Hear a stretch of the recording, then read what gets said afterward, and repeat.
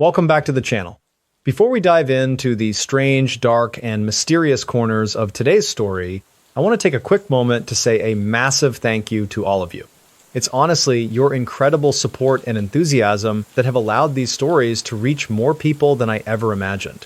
Thank you for choosing to join me on this journey as we try to make sense of the unexplainable. Now, buckle up, because today's story is a wild one. Story 1, The Stanley Hotel, the Unfinished Concert.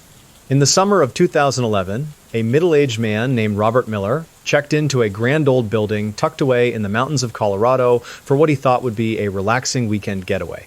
Robert was a successful architect who appreciated the fine details of historic structures, and he was exactly where he wanted to be, surrounded by the craftsmanship of a bygone era. He spent his afternoon hiking the trails and his evening enjoying a quiet meal. But instead of falling into a deep and peaceful sleep after his long day, Robert would find himself wandering the dimly lit hallways at 3 o'clock in the morning, drawn by the sound of a hauntingly beautiful piano melody echoing through the floorboards. He walked down to the empty ballroom, fully expecting to find a late-night performer, but instead, he found a locked room with a piano that was not only silent, but had its heavy lid bolted shut and covered in a thick layer of dust. The mystery is not just where that music was coming from, but why Robert felt a sudden and overwhelming urge to stay in that room even as the temperature dropped to near freezing and the air became so thick he could barely breathe. He was a rational man who lived his life by the laws of physics, yet he was standing in the dark, listening to a ghost play a concert that should have been impossible, staring at a set of keys that refused to move even as the notes continued to fill the air. Tonight, I am going to tell you 12 stories about people who encountered the strange, the dark, and the mysterious in ways they never could have prepared for. But before we get into our first case, if you could please do me a huge favor. If you enjoy these stories, please offer to buy the like button a nice cold drink at a quiet airport bar, but then the second it looks away to check the flight monitor, I want you to sprint out the front door and scale a 10-foot fence as fast as you can. Also, if you wouldn't mind, please subscribe to the channel and leave a comment letting us know where in the world you are listening from today. We love seeing how far these stories travel across the globe. Now, let us get into our first story. The wood doesn't just creak at the Stanley Hotel in the middle of the night. It groans. It is a deep, rhythmic sound that feels like the building itself is breathing, a heavy lung filled with 100 years of mountain air and settled dust. There is a specific smell that hits you the moment you step into the grand ballroom after midnight. It is the scent of old mahogany mixed with a faint, metallic hint of cold silver and the lingering ghost of expensive perfume that hasn't been sold in decades. If you stand perfectly still in the center of that room, the silence isn't actually silent. You can hear the faint, high-pitched vibration of the piano strings inside the grand piano, even when no one is near it. It is as if the air itself is humming a low-frequency note that vibrates right in your chest. The dust motes dance in the moonlight that filters through the tall windows, moving in a way that suggests someone just walked through them, though the room remains completely and utterly empty. Flora Stanley was a woman who understood the importance of grace and precision. At 67 years old, she was the heart of the hotel, the wife of the man who had built this sanctuary in the wilderness. She was a classically trained pianist who found her greatest joy in the complex arrangements of Chopin and Mozart. Every evening, she would sit at the Steinway in the ballroom, her fingers moving with a fluid certainty that made the instrument feel more like a living thing than a piece of furniture. She wasn't just a performer. She was the anchor of the social life at the Stanley. Guests would gather around just to watch the way her eyes closed when she hit the high notes, a small smile playing on her lips, as if she were sharing a secret with the music itself. She loved the hotel with a fierce, quiet intensity, treating every guest like a member of her own family and every room like a sanctuary. To Flora, the Stanley wasn't just a business. It was a masterpiece that required constant care. Every night at exactly 11:15, a security guard named Samuel would begin his final sweep of the fourth floor. He would start at the far end of the east wing, his heavy boots making a soft thud on the thick red carpet. He carried a heavy ring of brass keys that jingled with every step, a sound that he had become so accustomed to that he didn't even hear it anymore. Samuel would stop at every single door, leaning his head close to the wood to listen for any signs of distress or unauthorized parties. He would then move to the brass handle, grasping it firmly with his right hand and giving it a sharp double jiggle to ensure the lock had engaged properly. This was a process that took him exactly 42 minutes every single night. He knew every dip in the floorboards and every flickering light bulb in the hallway. After finishing the fourth floor, he would descend the grand staircase, his hands sliding along the polished wood railing, feeling the cool surface beneath his palm as he moved down. Once he reached the lobby, he would walk past the front desk, nodding to the night clerk who was usually buried in a book. Samuel would then make his way toward the ballroom. He would push the heavy double doors open, the hinges giving a familiar low squeak that echoed in the vast space. He would walk the perimeter of the room, checking the latches on the windows to make sure the cold mountain wind stayed outside. He would count the chairs, ensuring they were all tucked neatly under the tables. Finally, he would reach the piano. He would run a soft cloth over the lid, removing any fingerprints left by guests during the day. He would then lower the heavy wooden cover over the keys, turning the small silver key in the lock to secure it. He did this not to protect the piano from thieves, but because it was part of the ritual, a way of telling the hotel that the day was officially over. He would then turn off the main lights, leaving only the dim amber glow of the emergency lamps. On this particular Tuesday, as Samuel was finishing his sweep of the third floor, he noticed something unusual resting on the carpet right outside room 407. It was a single piano key, made of genuine ivory and polished to a brilliant shine.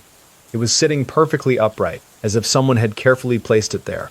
Samuel frowned and knelt down, picking it up. It felt strangely warm to the touch, almost like it had been sitting in the sun, even though the hallway was quite chilly. He turned the key over in his hand, looking for a number or a mark, but it was completely plain. He knew the piano in the ballroom was missing a few pieces of ivory from its older days, but there was no reason for a key to be up here on the fourth floor. He slipped the ivory piece into his pocket and continued his walk. But, for the rest of his shift, he couldn't shake the feeling that the jingle of his brass keys sounded different, like they were trying to harmonize with a sound he couldn't hear. Sarah was a housekeeper who had worked at the Stanley for 15 years, and she prided herself on being someone who didn't believe in ghost stories. She had seen everything from eccentric celebrities to messy tourists, and she handled it all with the same professional calm. But as she was vacuuming the hallway near the elevator bank, the motor of her machine suddenly died. She flicked the switch back and forth, but nothing happened. That's when she heard it, a soft melodic laugh coming from behind her. It wasn't a spooky or threatening laugh. It sounded like a young woman who had just heard a very funny joke.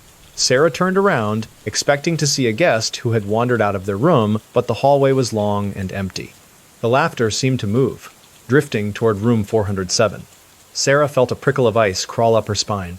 She reached for the door handle of the room, her hand shaking just a little bit, and as she pushed it open, she felt a sudden rush of freezing air hit her face. The room was vacant, the bed perfectly made with the hospital corners she had tucked in just 2 hours ago, but on the white pillowcase, there was a deep indentation, as if someone was currently resting their head there. Sarah stood frozen in the doorway, her breath hitching in her throat as she watched the indentation slowly disappear, as if the invisible person had just sat up. She didn't stay to investigate. She backed out into the hallway and didn't stop running until she reached the bright lights of the lobby. You are standing in that dark ballroom right now. It is after midnight, and the only sound is your own breathing. You look at the piano across the room, the one you saw the security guard lock with your own eyes. Suddenly, the lid begins to tremble. You hear a soft click, then a loud snap as the silver lock breaks apart. The heavy wooden cover rises slowly, as if lifted by invisible hands. Do you run for the exit, or do you step closer to see who is sitting on the bench? Because here is the thing, Robert Miller didn't run. He stayed. He watched as the keys began to sink down, one by one, playing a complex concerto that filled the room with a sound so powerful it made the windows rattle. He looked at the piano bench, and he saw a faint, shimmering outline of a woman in a high-collared dress. She wasn't looking at him. She was focused entirely on the music, her transparent fingers dancing across the ivory with a speed and precision that no living human could ever hope to match. The shimmering figure was Flora Stanley. She had died years ago, but she had made a promise to her husband that she would never leave the hotel they built together. For over a century, she had been performing this same concert for anyone lucky or unlucky enough to be in the ballroom at the right time. When the song ended, Flora turned her head toward Robert. She didn't scream or vanish. She simply nodded, a small, elegant gesture of acknowledgement before fading into the amber light of the room. Robert left the Stanley Hotel the next morning and never returned. He told the front desk that he had enjoyed his stay, but he couldn't explain the single ivory piano key that he found inside his locked suitcase when he got home. He kept that key on his desk for the rest of his life, a constant reminder of the night he watched a ghost reclaim her stage. But while the music at the Stanley is a haunting memory, there is a very different kind of darkness waiting for us in the heart of Los Angeles. The transition from the thin, cold air of the Colorado mountains to the heavy, smog-filled streets of California is a shock to the system. In the mountains, the ghosts seem to want to be remembered, but in the city, they seem to want to be forgotten.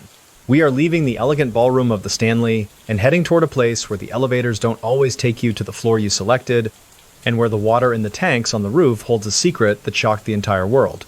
The Cecil Hotel, the elevator to nowhere. In the winter of 2013, a 21-year-old student from Vancouver named Elisa Lam arrived in Los Angeles for what she called her West Coast tour. She was a bright, curious young woman who documented every step of her journey on her blog. Filled with excitement about seeing the world, she had a loving family, a clear plan for her future, and was exactly where she wanted to be, exploring a vibrant city on her own terms. She was doing what any young traveler would do. But instead of checking out of her hotel and heading to her next destination as planned, Elisa would disappear without a trace, only to be seen one last time on a grainy security camera inside a hotel elevator. The footage showed her acting in a way that defied all logic, pressing buttons that wouldn't light up, talking to an invisible presence, and twisting her hands in a way that looked like she was conducting a silent, terrifying orchestra. It was a bizarre display of pure confusion. The mystery is not just why she was acting that way, but how she eventually ended up inside a massive, sealed water tank on the roof of the hotel. A tank that was protected by an alarm system and covered by a heavy steel lid that required multiple grown men to lift. She had every reason to be careful, yet she ended up in a place that should have been physically impossible for her to reach alone. The mystery is why a girl so full of life would vanish into a darkness that was waiting for her. The water didn't just taste wrong at the Cecil Hotel that February. It was thick. It had a strange, sweet, and metallic tang that coated the back of your throat and lingered long after you stopped drinking. When guests turned on the faucets in their bathrooms, the liquid didn't come out clear. It was a dark, murky brown, almost like weak coffee, and it came with a low, rhythmic thumping sound that vibrated through the old lead pipes buried deep inside the hotel walls. There was a faint, organic smell that began to drift through the hallways, something like wet earth and rotting flowers. It was subtle at first, but as the days passed, it became an oppressive weight in the air. You could feel it in your lungs every time you took a breath. The hum of the massive filtration system on the roof was a constant, dull roar that seemed to change pitch depending on how much water was being used, creating a mechanical groan that felt like a warning no one heard. Elisa Lam was 21 years old and possessed a spirit that was as vast as the ocean she loved to photograph. She was a student at the University of British Columbia, a place where she was known for her sharp intellect and her deeply personal writing. She used her Tumblr blog as a digital diary, sharing her thoughts on literature, her struggles with her own mind, and her immense hope for the future. She was the kind of person who found beauty in small things, like a well-made latte. She was an anchor for her family back in Canada, the daughter who always called home to check in. To those who knew her, Elisa was a girl of routine and reliability. She wasn't a risk-taker or someone who went looking for trouble. She was simply a young woman trying to find her place in a world that often felt too loud. Her decision to travel alone was a big step for her, a way to prove that she could navigate the complexities of life without a safety net, and she took it seriously. Every morning of her trip, Elisa followed a very specific set of steps to ensure her day went smoothly. She would wake up at 7 o'clock sharp, even if she didn't have a train to catch. She would spend 30 minutes writing in her journal, her pen scratching against the paper with a steady, comforting rhythm. She would carefully fold her clothes and place them back in her backpack, ensuring that everything was in its proper place. Order was her way of keeping the world from spinning out of control. After her writing, she would head down to the lobby of the Cecil. The hotel was a relic of the 1920s, with high ceilings and faded gold leaf that hinted at a grandeur that had long since evaporated. She would walk past the heavy velvet curtains and find a small corner in the breakfast area. She always ordered a black tea with 2 sugars, stirring it exactly 10 times clockwise before taking her first sip. She would then pull out her map of Los Angeles and plan her route. She would spend hours walking through the city, her camera always ready around her neck. She visited museums, sat in public parks, and observed the people around her. She was a ghost in the crowd, a silent observer of the chaos of the city. Every afternoon at 4 o'clock, she would return to the hotel to rest and upload her photos. She would walk to the bank of 3 elevators, wait for the heavy brass doors to slide open, and step inside the small wood-paneled box that felt like a tomb. Inside the elevator, she would press the button for the 4th floor. She would watch the small light glow behind the plastic, then lean her back against the wall and wait. The elevator moved slowly, its gears grinding and complaining with every inch of progress. She would count the seconds it took to reach each floor, a habit she had developed to calm her nerves in small spaces. 1, 2, 3, 4.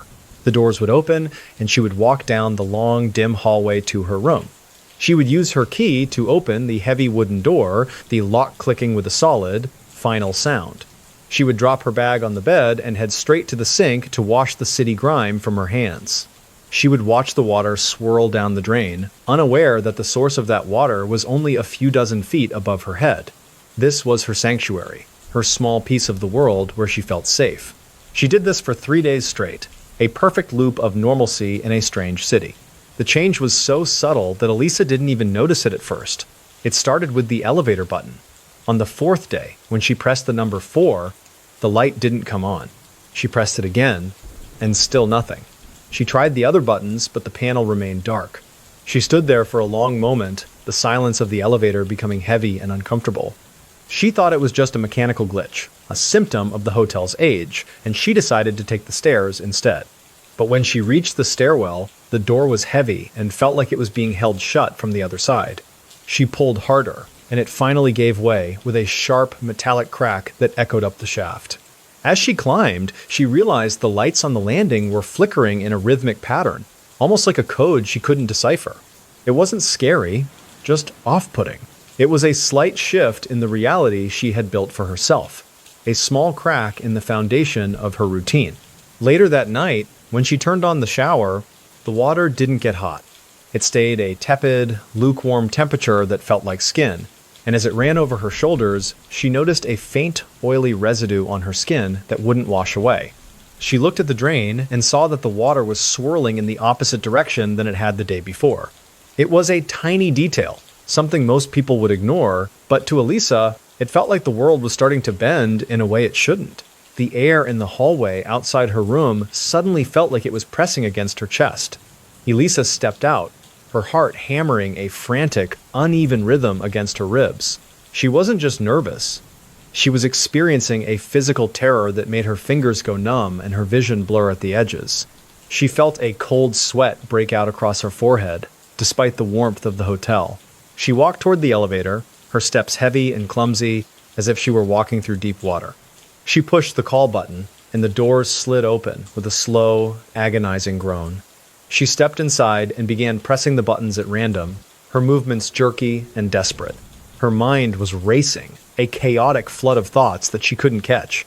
She felt like someone was standing right behind her, breathing on the back of her neck, but when she spun around, the elevator was empty. Her throat felt tight, her mouth so dry it was difficult to swallow. She was trapped in her own body. She stepped out into the hallway again, peeking around the corner of the elevator door like a child playing a game. She was talking to the air, her hands moving in strange, sweeping gestures, as if she were trying to push away an invisible fog. She felt a sudden, sharp pain in her temples, a pulsing ache that matched the beat of her heart. She was losing her grip on the world she knew, and the hotel was beginning to swallow her whole. She was terrified, and she was completely alone. You are standing in that hallway right now.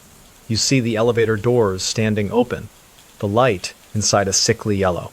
You see a young woman acting in a way that makes no sense, her body contorted in a way that looks painful. Do you walk toward her and ask if she needs help?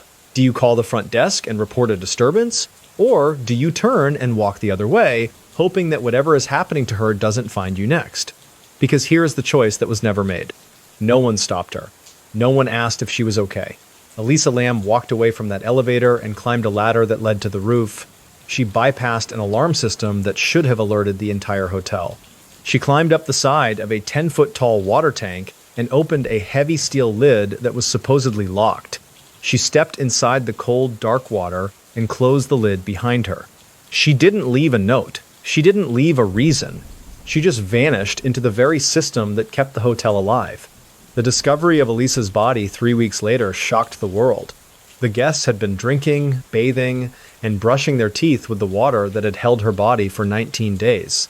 The Cecil Hotel, already famous for its association with serial killers like Richard Ramirez and Jack Unterweger, became a symbol of a darkness that cannot be explained. The mystery of how she got into that tank remains one of the most debated cases in modern history, a tragedy born from a moment of pure, silent madness. Elisa's story ended in the dark, but the shadow of the Cecil continues to grow. The hotel was eventually closed and rebranded, but the stories of the people who walked those halls remain. It is a place where the past doesn't just stay in the past.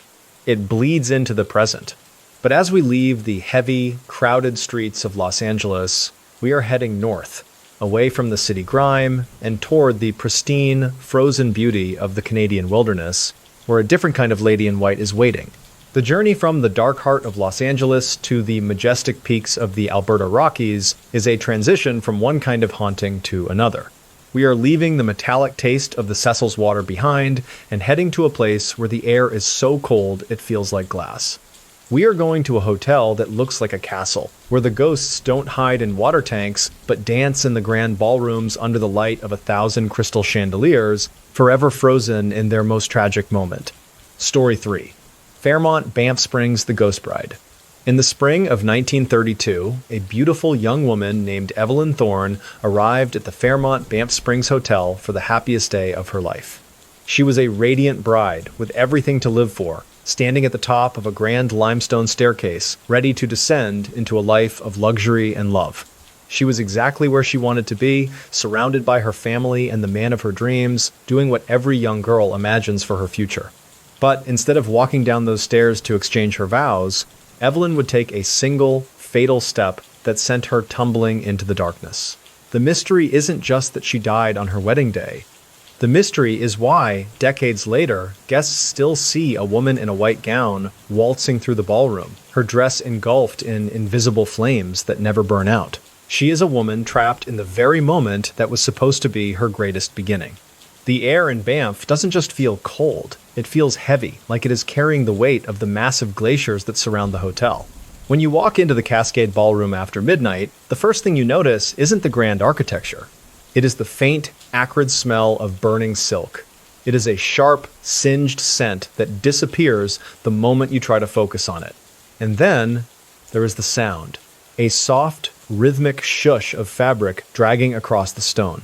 If you listen closely, you can hear the faint tinkling of a piano, but it sounds like it is coming from under the floorboards.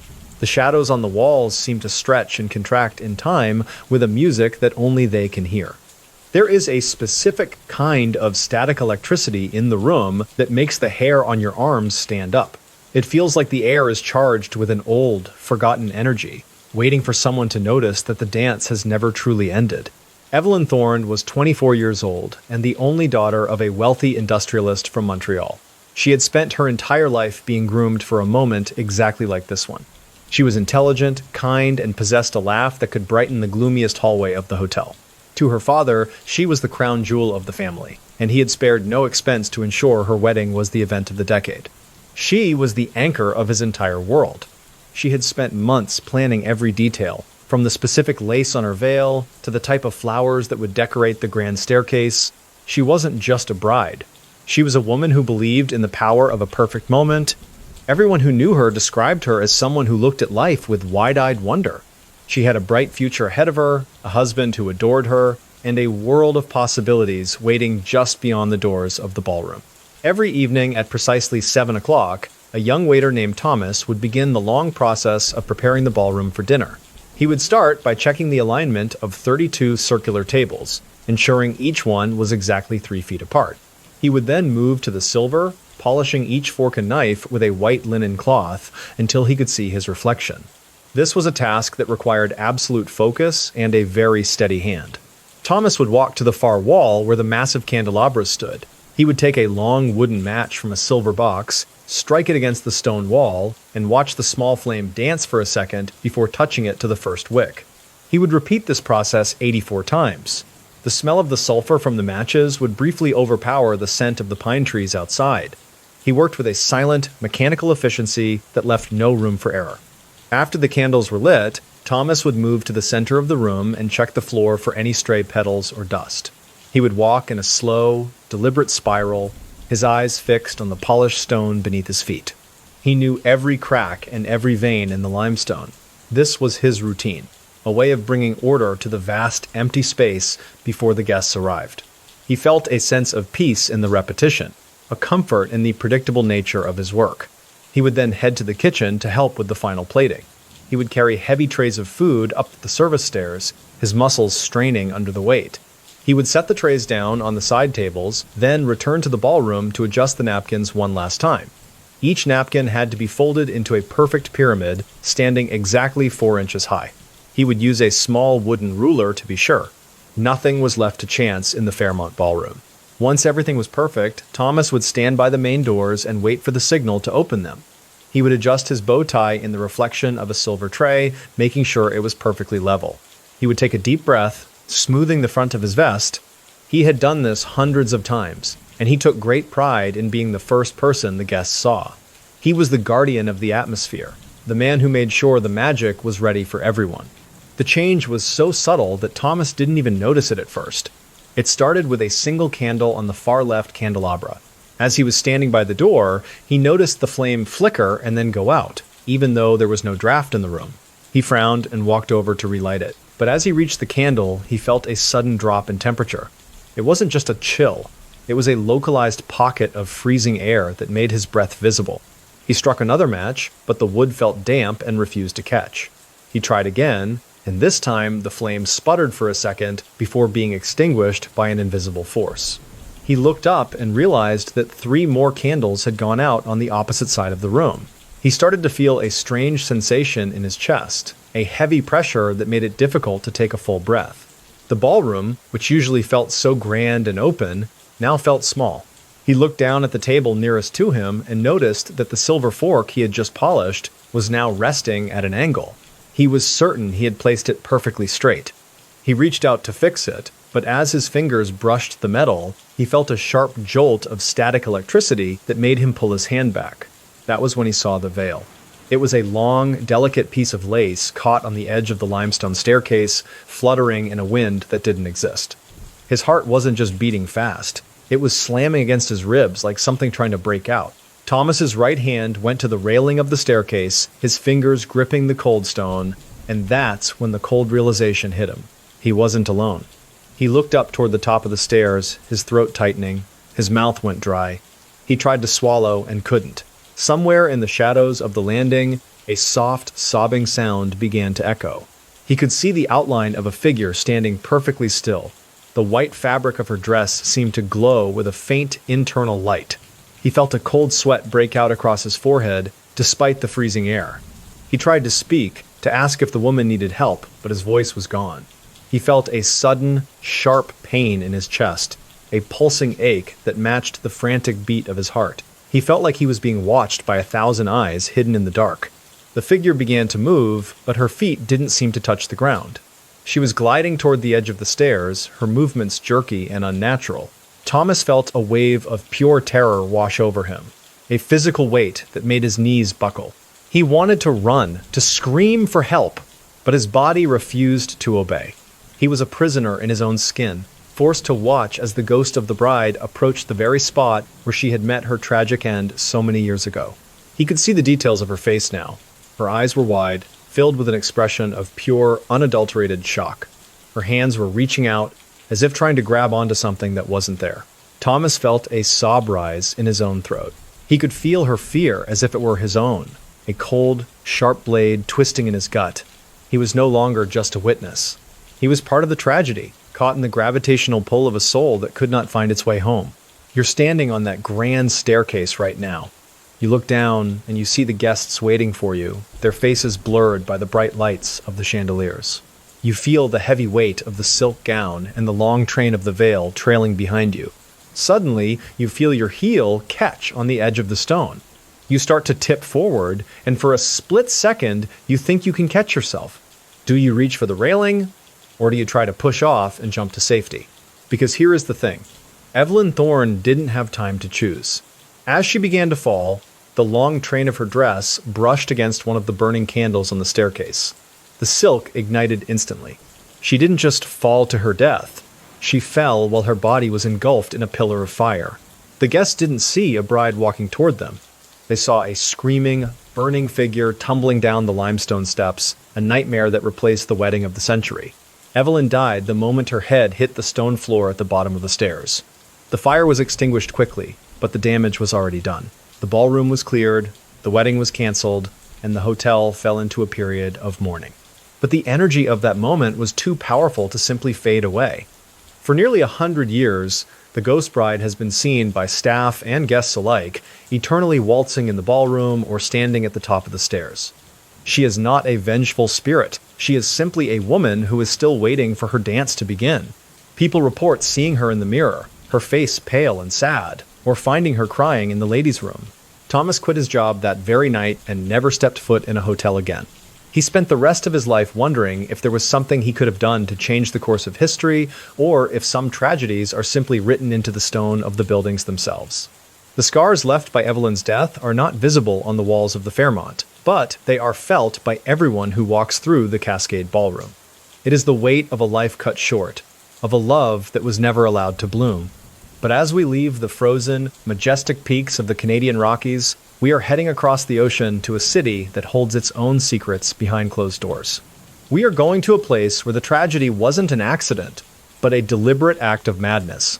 The transition from the accidental death of a bride to the intentional horror of a doctor's room is a journey into the darkest parts of the human soul. We are leaving the open, airy halls of Banff and heading to the cramped, high-stakes environment of London.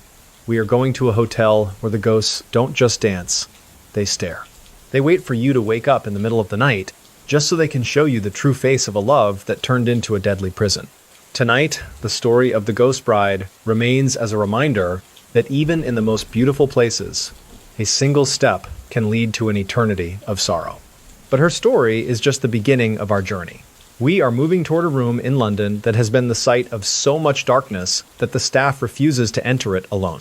It is a story about a man who took everything from the woman he claimed to love and the mark he left on the world that can never be washed away. Story 4, the Langham, the doctor in room 333, the air inside a London hotel room that has been sealed for too long doesn't just feel stale, it feels antique. There is a very specific, sharp scent of ether and medicinal chemicals that seems to have been absorbed into the heavy velvet curtains and the thick floral wallpaper over the course of a century. It is a smell that reminds you of a hospital wing from the 1800s, mixed with the faint, sweet aroma of rotting wood and old, damp paper. If you sit in the silence of room 333, you will notice that the ambient noise of the London streets below seems to fade away entirely, replaced by a low, rhythmic thumping that sounds like a heavy heart beating behind the plaster walls. The light in the room has a sickly, yellow quality to it, regardless of the time of day, as if the shadows themselves are trying to stain the air. It is an atmosphere that feels like a physical weight on your skin. James Alexander was 45 years old and worked as a senior journalist for the British Broadcasting Corporation. He was a man who lived and breathed hard facts, data, and verifiable evidence. He didn't have time for superstitions or tall tales because his job required him to be the most objective person in the room. He was a pillar of stability for his colleagues and a devoted father to his 2 daughters back in the suburbs. He was exactly where he wanted to be. He had spent 20 years reporting from war zones and political summits, and he took great pride in his ability to remain calm under extreme pressure. To James, the world was a series of logical puzzles that could be solved with enough investigation.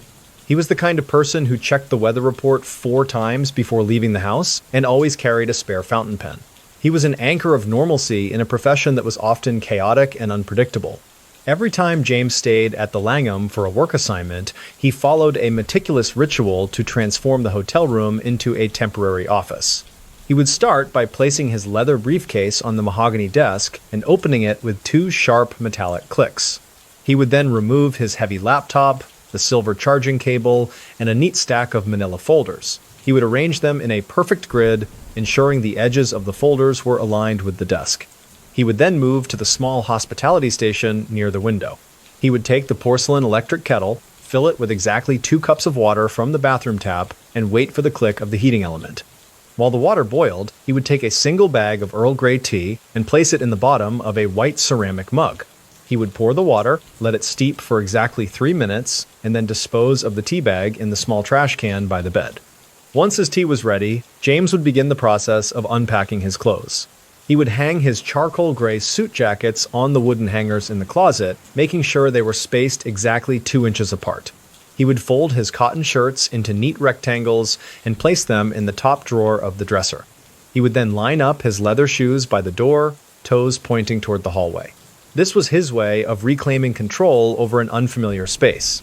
He would then sit at the desk, take a slow sip of his tea, and begin typing his lead story for the next morning. The sound of the keys was a steady, comforting staccato that filled the room. Click, clack, click. He would pause every few minutes to check his notes, his eyes moving across the pages with practiced speed. He would work like this for 4 hours straight, never looking at the clock until the tea in his mug had gone cold and the shadows had grown long. After finishing his work, James would prepare for bed with the same mechanical precision. He would brush his teeth for 2 minutes, wash his face with cold water, and lay out his clothes for the next day on the armchair. He would turn down the heavy wool blankets, climb into bed, and switch off the lamp. He would lie there in the dark, his mind already processing the interviews he had scheduled for the morning, until the steady rhythm of his breathing signaled sleep. The change began around 2 o'clock in the morning on a Tuesday in October. James woke up suddenly, not from a noise, but from a sharp, localized drop in the temperature of the room. He could see his own breath in the dim light coming from the street lamp outside. He reached for the extra blanket at the foot of the bed, but as his hand moved, he noticed that his silver fountain pen, which he had left on the desk, was now resting on his nightstand, inches from his face. He stared at the pen for a long moment, his logical mind trying to find an explanation. Perhaps he had moved it in his sleep. Perhaps he had forgotten where he put it. But then, the light on the desk flickered. It was a single, deliberate pulse of amber light that seemed to stretch the shadows of the furniture across the floor. He felt a sudden, cold draft of air hit the back of his neck, as if someone had just opened a window, but the glass remained tightly shut. James sat up in bed, his eyes scanning the corners of the room. He noticed that the medicinal smell had become much stronger, almost overwhelming. It felt like the air was being replaced by a thick chemical fog. He reached for the lamp switch, but as his fingers brushed the plastic, the light didn't come on. Instead, he heard a soft, wet sound from the foot of the bed. It was the sound of someone stepping onto the thick carpet with boots that were soaked in something heavy. His heart wasn't just beating fast. It was slamming against his ribs like a trapped bird. James's fingers gripped the edge of the duvet, and that's when the cold realization hit him. He was being watched. He could feel 2 eyes fixed on his face, radiating an intense clinical coldness. His throat tightened, and he felt a wave of nausea wash over him. His mouth went dry, and he tried to call out to ask who was there, but the sound died in his chest. He was completely paralyzed. He looked toward the foot of the bed and saw the silhouette of a man. The figure was wearing a heavy, Victorian-style frock coat that reached down to his knees. The fabric looked stiff and dark, as if it were caked in dried blood. The man was standing perfectly still, his hands tucked into his pockets, but his head was tilted at an unnatural angle. James could see the glint of a small silver instrument in the man's breast pocket, something that looked like a scalpel. James felt a cold sweat break out across his forehead. He tried to move his legs to kick out at the intruder, but his muscles felt like they had been turned to lead. The medicinal smell was so thick now that it began to burn his nostrils. He watched as the man in the frock coat began to lean forward, his face slowly coming into the faint light. The man's eyes were sunken and dark, and his skin had the color and texture of wet parchment. He looked like a corpse. The figure didn't say a word. He just continued to stare with a terrifying, vacant intensity. James felt a sharp pain in his temples, a pulsing ache that matched the frantic beat of his heart. He felt like he was being dissected by that gaze, as if the man were looking right through his skin and into his organs. He was no longer a journalist in a hotel room. He was a specimen on an operating table, and the doctor was preparing to begin his work in the dead of the night. You are lying in that bed right now. You can't move. You can't scream. You see a man who died 100 years ago standing 3 feet away from you, and you realize he has no intention of leaving. He is just watching you, waiting for your heart to stop so he can see what happens next. Do you close your eyes and pray it's a dream? Or do you reach for the only weapon you have, a leather shoe resting on the floor, and try to fight a ghost that shouldn't be there? Because here is the thing. James Alexander reached for his shoe. In a sudden burst of adrenaline, he broke through the paralysis and hurled the heavy leather loafer at the man's chest. He watched as the shoe sailed through the air, but instead of hitting a body, it went right through the man's torso and thudded against the wardrobe behind him. The figure didn't flinch. He didn't blink. He just slowly faded into the yellow shadows, leaving James alone in the freezing room. The history of room 333 at the Langham is one of the most documented hauntings in the city. In the late 1800s, a doctor had checked into that very room with his young wife. In a fit of unexplained madness or cold calculation, he murdered her in the middle of the night before taking his own life. He had been a man of science who had turned his skills toward destruction, and his spirit was forever tied to the site of his final crime. James Alexander left the hotel before the sun came up. He didn't finish his story, and he never accepted an assignment that required him to stay at the Langham again. He remained a man of facts, but he added one new fact to his worldview. Some rooms carry a memory that is so dark it can physically manifest in the present. The doctor wasn't looking for a patient. He was looking for a witness to the darkness he had created, and James had been the one to answer. The scars of that night changed James forever. He became a man who always kept a light on when he slept, and he never looked at a silver fountain pen the same way again. But as we leave the cramped, medicinal air of London, we are heading across the sea to the rugged coast of Northern Ireland. We are leaving the story of a husband who turned into a monster and heading toward a castle where a different kind of betrayal led to a very different kind of haunting. The transition from a doctor's calculated murder to a lady's desperate jump for freedom is a journey through the many faces of betrayal. We are leaving the yellow shadows of the Langham and heading to the cold stone walls of Ballygally Castle. We are going to a place where the ghosts don't just stare, they knock. They are looking for someone to help them escape a prison that was built by the person who was supposed to protect them more than anyone else. Tonight, the image of the man in the frock coat remains as a reminder that the people we trust can sometimes be the ones who hold the knife. But his story is just one chapter in a much larger book of mysteries. We are moving toward a castle where a woman named Isabella is still trying to find a way out of her room, centuries after she took her final leap. It is a story about the weight of a broken promise and a ghost who refuses to be ignored by the living. Story 5. Ballygally Castle. The knock at the door. The stone walls of a 17th century castle don't just hold the cold, they radiate it. It is a deep, ancient dampness that feels like it is trying to seep into your marrow and replace your warmth with the memory of 300 years of Irish winters. There is a very specific smell that greets you in the high towers of Ballygally. It is the scent of wet limestone, wood smoke from a distant hearth, and the unmistakable sweet floral aroma of fresh lavender. The lavender is the part that doesn't make sense. It isn't a faint, dusty smell of dried flowers. It is bright and sharp, as if someone had just crushed a handful of purple blossoms right beneath your nose. And then there is the sound of the wind. It doesn't howl here. It whispers. It moves through the narrow arrow slits and the gaps in the heavy oak doors, creating a soft, rhythmic thrumming that sounds almost like a human voice trying to remember a lullaby. Lady Isabella Shaw was a woman of quiet strength and immense grace who lived in the early 1600s. She was the mistress of Ballygally Castle and a new mother who found her entire world centered around the nursery at the top of the central tower. She was a woman who took great pride in her home, ensuring that every guest was fed and every fire was lit. She was the emotional anchor for everyone who lived within the thick stone walls of the fortress. To her neighbors, Isabella was the picture of a noble lady, always dressed in the finest silks with a warm smile for the villagers. She loved the rugged coastline of County Antrim and spent her mornings walking along the cliffs, her mind filled with plans for her son's future. She was exactly where she wanted to be, serving as the heartbeat of a growing estate. She was a woman who believed in the sacred bond of family and the safety of her husband's protection. In the autumn of 2022, a history teacher named David arrived at the castle, which had long since been converted into a luxury hotel. David was a man who appreciated the weight of the past. He checked in at the front desk, receiving a heavy iron key that felt substantial in his palm. He followed the porter through the winding corridors, his eyes tracking the patterns in the ancient masonry and the way the shadows danced in the flickering light. Once he reached his room, David began his evening routine of settling into the space. He started by placing his leather satchel on the heavy wooden table near the window.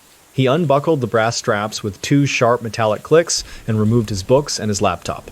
He arranged them in a neat row, ensuring the spines were all facing the same direction. He then moved to the small fireplace, taking a heavy iron poker and stirring the embers left from the day. He spent the next 20 minutes unpacking his suitcase. He hung his wool coats on the thick wooden pegs behind the door, spacing them exactly 4 inches apart. He folded his cotton sweaters into perfect squares and placed them in the top drawer of the dresser, which smelled faintly of cedar and age. He then lined up his leather boots by the hearth, making sure the laces were tucked neatly inside. This was how he made the vast, echoing castle feel like home. After his belongings were in place, David walked to the bathroom to inspect the plumbing. He turned the heavy brass handles of the sink, watching the water flow with a low, steady rumble through the pipes. He waited for the steam to rise, then filled a glass with cold water and took a slow sip. He checked the towels on the heated rack, ensuring they were perfectly level. He then returned to the main room, sat in the armchair, and began to read his book. He spent 3 hours in that chair, the only sound being the occasional crackle of the fire and the steady rhythm of his own breathing. Every 30 minutes, he would stand up to stretch his legs and walk to the window to look out at the dark Irish Sea. He would watch the waves crash against the rocks, a white foam that looked like ghosts in the moonlight. He felt a deep sense of peace in the repetition of his movements, a comfort in the solid stone around him. The change began at exactly 12:45 in the morning. David was lying in bed, nearly asleep, when he felt a sudden, localized drop in the temperature of the room. It wasn't a draft from the window. It was as if a block of ice had been placed right next to his head. He pulled the heavy wool blankets up to his chin, but the cold seemed to move through the fabric. That's when he noticed the smell. The room was suddenly filled with the scent of lavender. He sat up and looked toward the door, his heart beginning to thump against his ribs. He saw a single lavender petal resting on the dark wood of the floor right in the center of the room. He knew for a fact that the floor had been empty when he went to bed. Then he heard it. A soft, polite knock at the door. It wasn't the heavy pound of a security guard or the frantic rap of an emergency. It was 3 distinct, gentle taps. 1, 2, 3. Perfectly spaced. David climbed out of bed, his bare feet recoiling from the freezing stone floor. He walked to the door and looked through the small peephole, but the hallway was empty and the light was dim. He reached for the handle, his fingers trembling as he turned the lock. He pulled the door open, expecting to see a prankster or a late guest, but there was no one there. The hallway was a long, silent tunnel of shadows. But the smell of lavender was now so thick it made him dizzy. His heart wasn't just beating fast, it was slamming against his ribs like a heavy hammer against an anvil. David's right hand went to the stone wall for support, his fingers brushing the cold limestone, and that's when the cold realization hit him. The knocking hadn't come from the hallway. It had come from inside the door itself. His throat tightened, and he felt a wave of pure, animal terror wash over him. His mouth went dry. He tried to swallow and couldn't. He backed away from the door, his eyes fixed on the heavy oak planks. He felt a sudden, sharp pain in his chest, a pulsing ache that matched the frantic beat of his heart. He felt like he was being squeezed by an invisible hand. Somewhere in the corner of the room, near the window, he heard the sound of a woman weeping. It was a low, desperate sound that felt like it was coming from deep underground. He felt a cold sweat break out across his entire body. He looked toward the window and saw a faint, shimmering outline of a woman in a long, flowing dress. She was standing by the glass, her hands pressed against the pane as if she were trying to push her way through. Her face was a mask of pure, unadulterated grief. David felt his knees buckle, and he slumped onto the floor, unable to look away. He felt like he was drowning in her sorrow, a physical weight that made it impossible for him to move or even scream. The figure didn't look at him. She just continued to stare out at the sea, her transparent fingers clawing at the glass. He could see the details of her lace collar and the way her hair was pinned back in a style from another century. She looked so real, yet so hollow. He realized in that moment that she wasn't looking for an exit. She was looking for something she had lost. Something that had been taken from her in this very room 300 years ago. You're standing in that high tower room right now. The door is bolted from the outside. You haven't eaten in 3 days because your husband wants to break your spirit and take your child away. You look at the narrow window and the long drop to the rocks below. You hear your baby crying in another part of the castle, a sound that is tearing your heart out of your chest. Do you stay and wait for a mercy that will never come, or do you take the only path to freedom left? Because here is the thing. Lady Isabella Shaw didn't stay. In a moment of pure, blinding desperation, she climbed onto the ledge of that window and threw herself into the darkness. She didn't want to die, but she couldn't live in a world where she was a prisoner in her own home. She fell through the cold Irish air and hit the rocks with a force that ended her life instantly. But her spirit didn't leave the castle.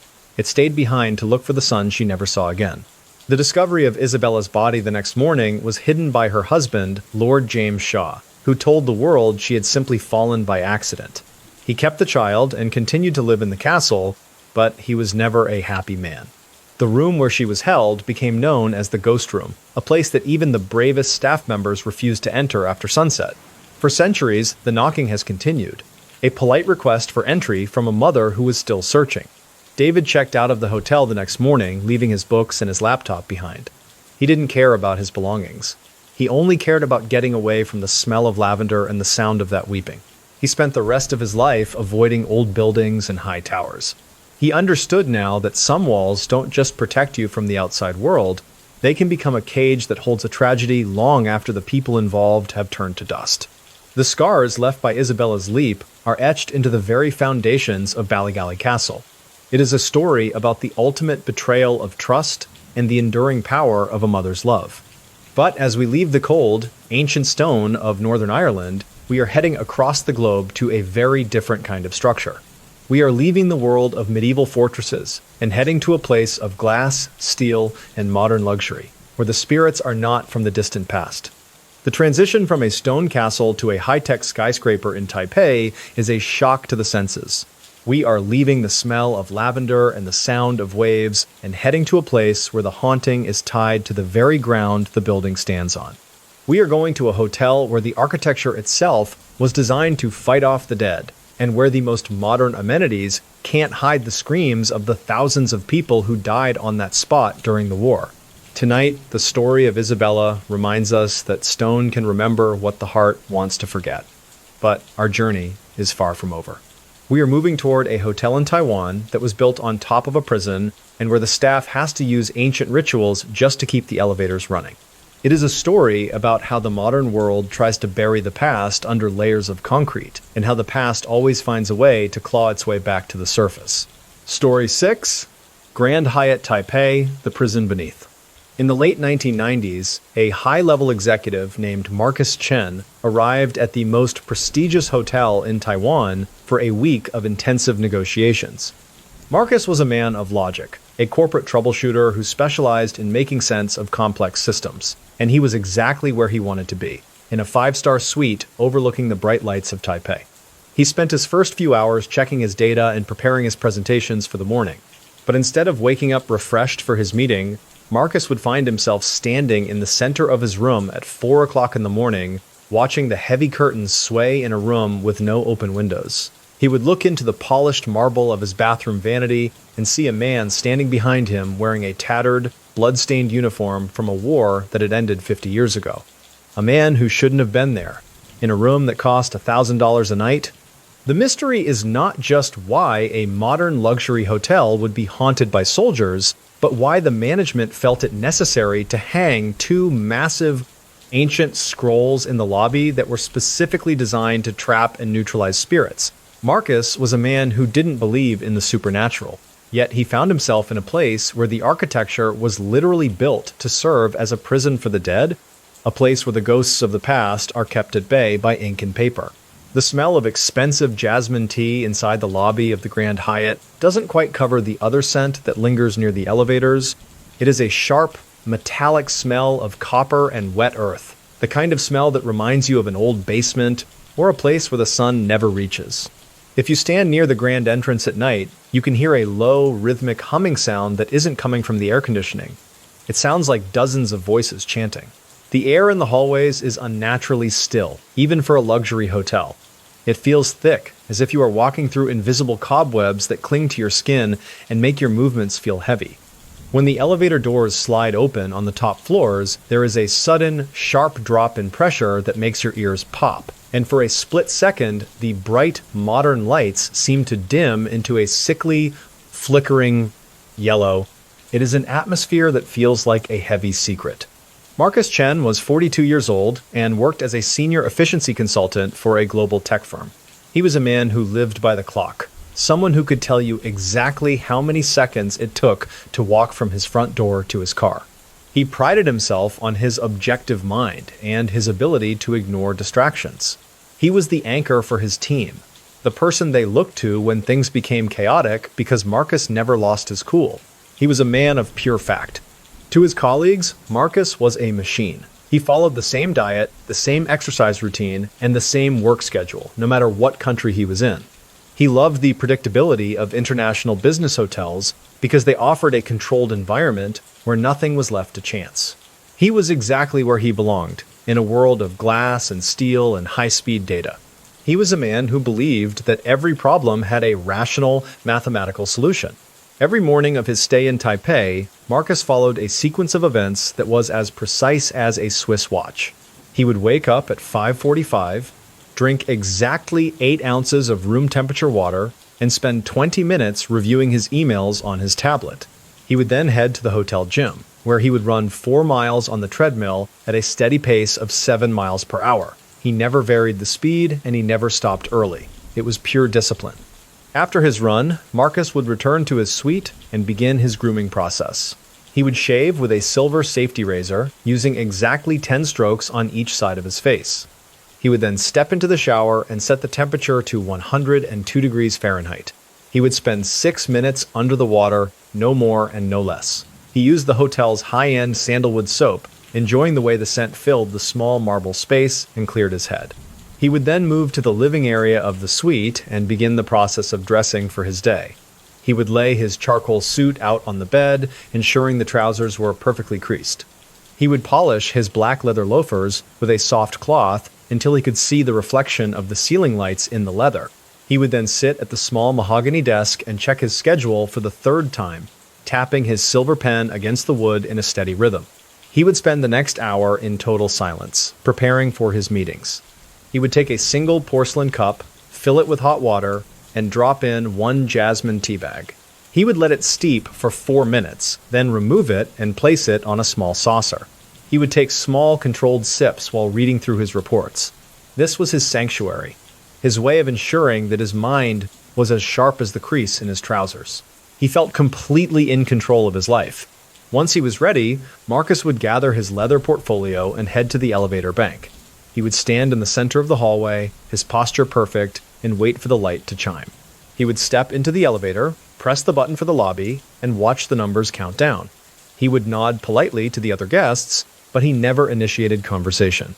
He was a man on a mission, a professional who didn't have time for the small talk of strangers. The change began on the 3rd night of his trip. Marcus was sitting at his desk, working on a complex spreadsheet, when he noticed a small, dark stain on the marble floor near the bathroom door. He frowned and stood up to inspect it. It looked like a drop of dark, muddy water.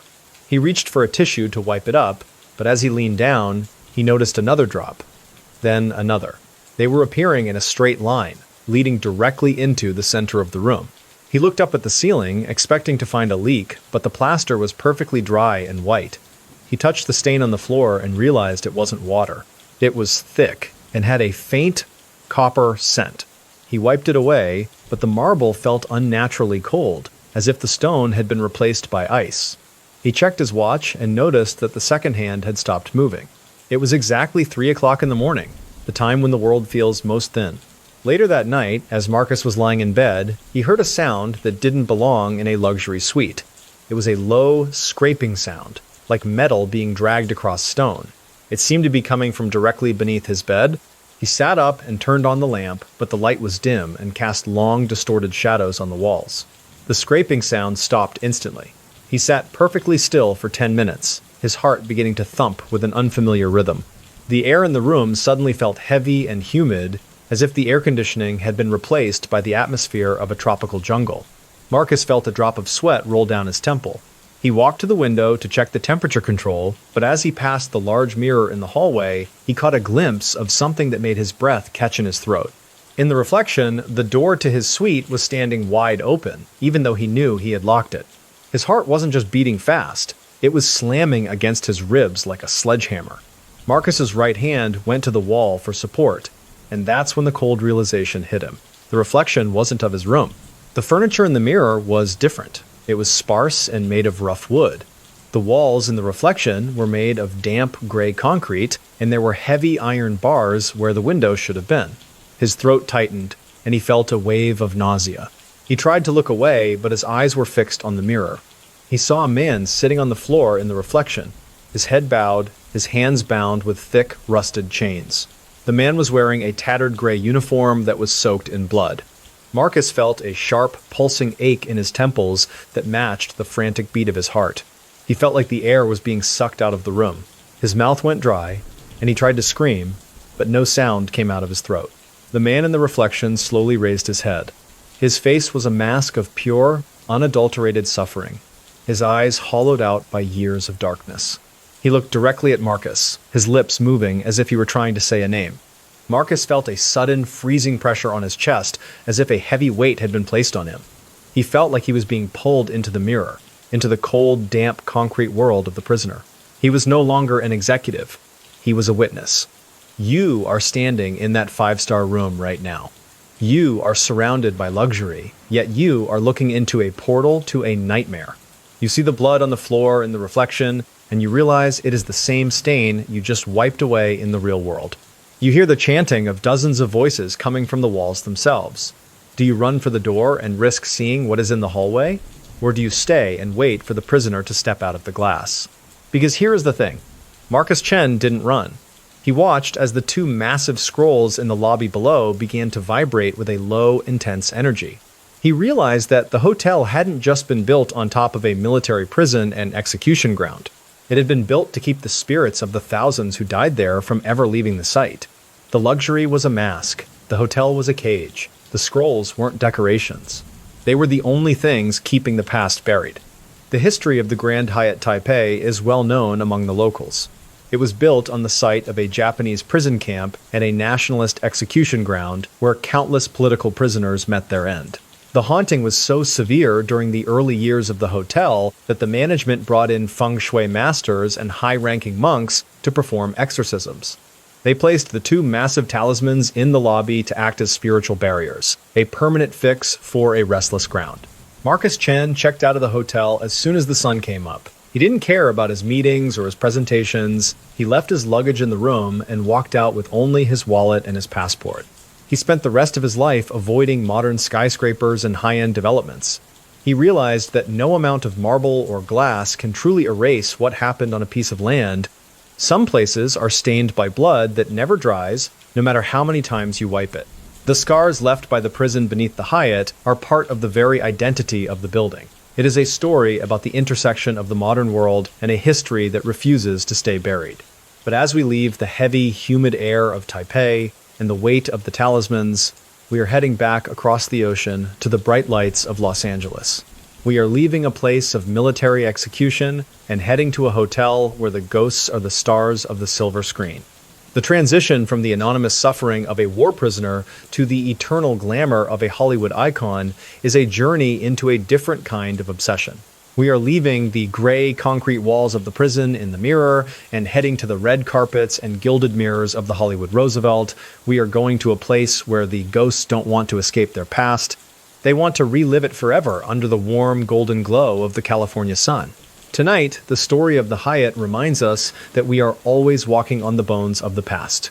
But our journey is just at the halfway point. We are moving toward a hotel where Marilyn Monroe is still checking her makeup in the mirror of the suite she loved most.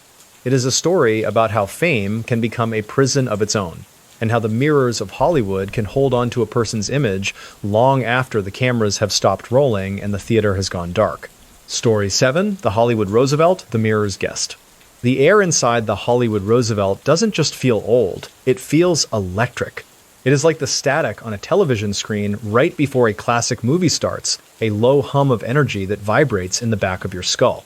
There is a smell that hits you when you step into the hallway of the 12th floor. It is the sharp, floral scent of Chanel No. 5 mixed with the chemical sting of hairspray and the faint aroma of expensive cigarettes. It is a heavy, glamorous atmosphere that feels like a physical weight on your skin. If you stand perfectly still in the center of Suite 1200, the silence isn't actually silent. You can hear the faint, distant sound of camera shutters clicking and the muffled roar of a crowd that hasn't existed for 70 years. There is a specific kind of light in this room, a warm, golden glow that seems to filter through a lens of pure nostalgia. Elena Rodriguez was 44 years old and had worked as a senior housekeeper at the Roosevelt for over a decade. She was a woman who took immense pride in the history of the building, treating every piece of vintage furniture like a precious artifact. She was a mother of 3 who worked long hours to provide for her family, and she was known by her coworkers for her no-nonsense attitude and her incredible attention to detail. She was a pillar of the staff. To Elena, the stories of ghosts and hauntings were just things told to tourists to sell tickets. She lived her life in the world of facts, of cleaning schedules, and of tangible results. She was the anchor of her household, the one who kept everything running smoothly even when things were difficult. She was exactly where she wanted to be, earning a steady paycheck in a place she respected. She was a woman who believed that hard work was the only path to success. Every Tuesday afternoon at precisely 2 o'clock, Elena would begin the deep cleaning of Suite 1200. This was the room where Marilyn Monroe had lived for 2 years at the start of her legendary career, and it was kept in pristine condition. Elena would start by opening the heavy blackout curtains, allowing the bright California sun to flood the space. She would then take a soft microfiber cloth and begin dusting the mahogany surfaces. She would move in slow, deliberate circles, starting from the top of the dresser and working her way down to the baseboards. She would check every corner for cobwebs, her eyes scanning the ceiling with the precision of a hawk. After the dusting was complete, she would take a vacuum cleaner and start on the thick, cream-colored carpet. She would push the machine in perfectly straight lines, ensuring that the pile of the rug was uniform throughout the room. This was a process that took her exactly 90 minutes every single week. She never rushed, and she never skipped a step. After the floors were finished, she would move to the bathroom. She would scrub the white porcelain tub with a specialized lemon-scented cleaner, rinsing it 3 times to ensure there was no residue. She would polish the brass fixtures until they shone like new gold, using a small brush to get into the crevices where the grime liked to hide. The most important part of her routine was the mirror. It was a large, ornate, full-length mirror with a silver frame that sat in the hallway between the bedroom and the bathroom. Elena would spray a light mist of glass cleaner onto the surface, then use a clean, dry cloth to wipe it down. She would start at the top left corner and move her hand in a steady zigzag pattern all the way to the bottom. She would then step back to check for any streaks or spots. She would repeat this wiping motion 3 times, even if the glass looked perfect. It was her way of honoring the history of the room, of making sure that the mirror was as clear as it was when the most famous woman in the world looked into it every morning. She would then spend 10 minutes meticulously arranging the decorative pillows on the bed, making sure the logos were centered. This was her mundane stretch, a routine that brought her a deep sense of order. The change began on a hot afternoon in July. Elena was finishing the first wipe of the silver-framed mirror when she noticed a faint smudge near the center. She sprayed more cleaner and wiped it again, but the smudge remained. She leaned in closer, squinting her eyes, and realized it wasn't a smudge on the outside of the glass. It was a handprint, small and delicate, that seemed to be pressed against the mirror from the inside. It was a physical impossibility. She felt a slight chill in the air, a sudden drop in temperature that didn't match the heat of the day. She ignored it, thinking the air conditioning had finally kicked in. She wiped the glass again, harder this time, and the handprint vanished. But as she stepped back, she noticed a faint, sweet smell that wasn't from her cleaning supplies. It was the smell of gardenias and vanilla, a perfume that was both beautiful and strangely overwhelming in the small space. Later that afternoon, as she was tucking the sheets into the corners of the bed, she heard a soft, melodic laugh coming from the hallway. It sounded like a young woman who was having a quiet conversation with someone just out of reach. Elena froze, her hands still gripping the fabric. She knew for a fact that she was the only person in the suite. She called out a greeting, thinking a guest might have walked in by mistake. But there was no answer, only silence. Her heart wasn't just beating fast, it was slamming against her ribs like a drum. Elena's fingers were numb as she reached for her cleaning cart, and that's when the cold realization hit her. She wasn't alone in the room. She could feel a presence standing right behind her, so close she could almost feel the warmth of another person's breath on her neck. Her throat tightened, and she felt a wave of pure, animal terror. Her mouth went dry. She couldn't swallow. She slowly turned around, expecting to see a coworker or a manager, but the bedroom was empty. The golden sunlight was still streaming through the windows, but it felt cold and distant. She walked toward the hallway, her steps heavy and hesitant, and she looked into the silver-framed mirror one more time. That's when she saw it. In the reflection, standing right behind her own image, was a woman with short, platinum blonde hair, wearing a white silk robe. The woman in the mirror was smiling, a bright, effortless smile that seemed to light up the glass. She was holding a lipstick tube in one hand, as if she were in the middle of her morning routine. Elena felt a sharp, pulsing ache in her temples that matched the frantic beat of her heart. She tried to blink, hoping the image would disappear, but the woman remained. She looked more real than Elena's own reflection, her skin glowing with a terrifying, vibrant life. The blonde woman tilted her head to the side, her eyes meeting Elena's in the reflection. There was no malice in her gaze, only a profound sense of loneliness. Elena felt a sudden, sharp pain in her chest, a weight that made it difficult to breathe. She realized in that moment that she wasn't looking at a ghost. She was looking at a memory that had become so powerful it had etched itself into the silver of the mirror. She was looking at Marilyn, forever trapped in her prime. You are standing in that hallway right now. You are looking into a mirror that has seen things you can't even imagine. You see a legend standing behind you, close enough to touch, yet billions of miles away. You feel the smell of gardenias filling your lungs. Do you reach out and try to touch the glass? Or do you drop your cleaning cloth and run for the elevator as fast as your legs can carry you? Because here is the choice that will haunt you for the rest of your life. Elena Rodriguez didn't run. She stood there for what felt like an eternity, locked in a silent exchange with the image in the mirror.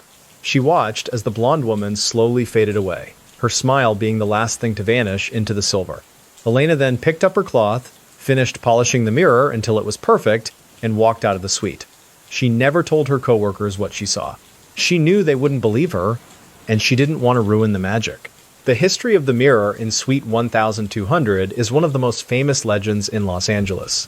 After Marilyn's death in 1962, the mirror was moved to various locations in the hotel, and everywhere it went, people reported seeing her reflection. Eventually, it was moved back to the suite where she was happiest. It remains there to this day, a silent witness to a fame that never fades and a woman who refuses to be forgotten by the world. Elena continued to work at the Roosevelt for another 5 years, but she never cleaned Suite 1200 with the same casual attitude again. She always left a small sprig of fresh flowers on the vanity, a quiet tribute to the woman in the glass. She understood that some spirits don't stay behind to haunt us. They stay because they found a place where they finally felt at home, and they aren't ready to leave the golden glow of their own memories. The scars left by the mirror's guest are not visible to the naked eye, but they are felt by everyone who stays in that room. It is a story about the enduring power of beauty and the tragic weight of a life lived in the spotlight. But as we leave the golden, sun-drenched hallways of Hollywood, we are heading south along the coast to a very different kind of hotel. We are leaving the world of cinema and heading toward a place where the ocean breeze carries a darker secret. The transition from the glamour of a movie star to the desperate waiting of a forgotten woman is a journey across the California coastline. We are leaving the smell of Chanel No. 5 and heading to the salty, cold air of Coronado. We are going to a hotel that looks like a Victorian dream, but where the rooms hold a nightmare that has lasted for over a century. It is a place where the ghosts don't smile in the mirror. They wait by the window for a man who will never come, Tonight, the image of the woman in the white robe remains as a reminder that fame is a mirror that can trap you forever. But our journey is moving toward a darker shore. We are going to the Hotel del Coronado, where a woman named Kate Morgan checked in under a false name and never checked out. It is a story about a broken heart and a spirit that has become a permanent resident of room 3327, forever staring at the sea. Hotel del Coronado, the stranger in 3327. In the late autumn of 1892, a young woman who called herself Lottie Bernard checked into the most luxurious seaside resort in California for what was supposed to be a short wait for her husband. She was a polite, well-dressed woman who seemed to be in good health and spirits, and she was exactly where she needed to be, in a beautiful room overlooking the Pacific Ocean. She spent her days walking the grounds and her evenings reading by the fireplace in the lobby. But instead of reuniting with the man she loved and continuing their journey together, Lottie would spend 5 days in a state of growing desperation, staring at the door of room 3327 until the hope in her eyes was replaced by a cold, the hollow vacuum. She would eventually be found dead on the exterior stairs leading to the beach, but the mystery is not just how she died, but why her spirit seems to have moved back into that room. The air inside room 3327 doesn't just feel damp, it feels saturated.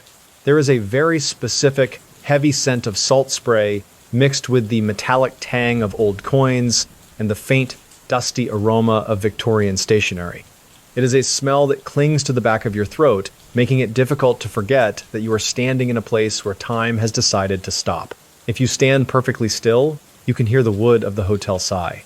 The Pacific Ocean is right outside the window, but the sound of the waves doesn't feel natural. It sounds like a heavy, rhythmic breathing that matches the beat of your own heart. There is a specific kind of light in this room, a pale, flickering amber that seems to move independently of the lamps. It is an atmosphere that feels like a long, drawn-out sigh of grief. You can feel the static electricity in the air, a low hum that makes the fine hairs on your neck prickle. Kate Morgan was 24 years old and possessed a spirit that was as restless as the sea she would eventually die beside. She was a woman who had spent much of her life looking for a place to belong, a sense of stability that always seemed to remain just out of her reach. She was intelligent, resourceful, and had a smile that could charm even the coldest stranger. To those who met her briefly, she was the picture of a young woman with a bright future ahead of her. She was an anchor for her own dreams, a person who believed that love could solve any problem and that a new location could erase a difficult past. She loved the finer things in life, from the feel of expensive silk against her skin to the taste of a well-prepared meal. Everyone who spoke to her at the hotel described her as a woman who was waiting for her life to finally begin. She was a person of deep, quiet intensity who held on to her hope like a lifeline. Every morning at exactly 7:30, Kate would begin the process of preparing for the day she was sure her husband would arrive. She would start by walking to the heavy wooden washstand and pouring a small amount of tepid water into a porcelain basin. She would wash her face with a slow, deliberate motion, using a small bar of lavender-scented soap that she kept wrapped in a piece of lace. She would then pat her skin dry with a soft, white linen towel. She would spend the next 40 minutes brushing her long, dark hair. She would count each stroke under her breath, reaching exactly 100 before she would begin to pin it back into a neat, professional bun. She used several small silver hairpins, placing them with a surgical precision that ensured not a single strand was out of place. This was a task that required her full attention, a way of grounding herself in the reality of the morning and the wait. After her hair was finished, Kate would move to her trunk and select her clothing for the day. She would take out a dark, high-collared dress and lay it across the bed, smoothing out the wrinkles with the palm of her hand. She would then spend several minutes checking the buttons, ensuring that each one was secure and that the fabric was perfectly aligned. She would dress slowly, her fingers moving with a practiced grace that suggested she had done this 1,000 times. She would then sit in the velvet armchair by the window and begin the longest part of her routine. She would watch the clock on the mantel, its steady tick-tock providing the only soundtrack to her solitude. Every 15 minutes, she would stand up and walk to the window to look out at the driveway of the hotel. She would scan the carriages as they arrived, looking for a specific face among the crowds of wealthy travelers. She would do this for hours without fail. When the clock struck noon, she would walk to the small desk in the corner of the room, She would take out a single sheet of cream-colored paper and a black fountain pen. She would write a few sentences, her handwriting elegant and steady, before pausing to stare at the wall. She would then fold the paper carefully into a small square and place it inside the desk drawer. She never mailed these letters. They were just a way to talk to the silence of the room. In the afternoons, she would head down to the lobby and sit in the same chair every day. She would keep a book in her lap, but she rarely turned the pages. Her eyes were always fixed on the main entrance, watching the heavy brass doors swing open and closed. She would nod to the staff with a polite, distant smile, but she never engaged in conversation. She was a woman on a clock that no one else could see, waiting for a moment that felt like it was drifting away. The change began on the fourth evening of her stay. Kate was sitting in her room, the gaslight flickering low, when she noticed a shadow in the corner that didn't match the furniture. It was a tall, thin silhouette that seemed to be standing perfectly still near the wardrobe. She turned up the light, and the shadow vanished, but the air in the room suddenly felt freezing. It wasn't just a draft. It was a deep internal cold that made her teeth chatter in her head. She looked at the small pile of coins she had left on the nightstand and noticed that they had been moved. They were no longer in a messy heap. They were now stacked in 3 perfect columns of 5 coins each. She knew for a fact that she hadn't touched them. Then, the TV of the era, the heavy wooden doors of her wardrobe, slowly began to swing open. There was no wind, and the floor was perfectly level. The hinges didn't make a sound. It was a slow, deliberate movement. Later that night, as she was trying to sleep, she felt a heavy pressure on the edge of her bed, as if someone had just sat down beside her. She reached out her hand, but the space was empty. The room was filled with a low, rhythmic humming sound, a vibration that she could feel in her teeth.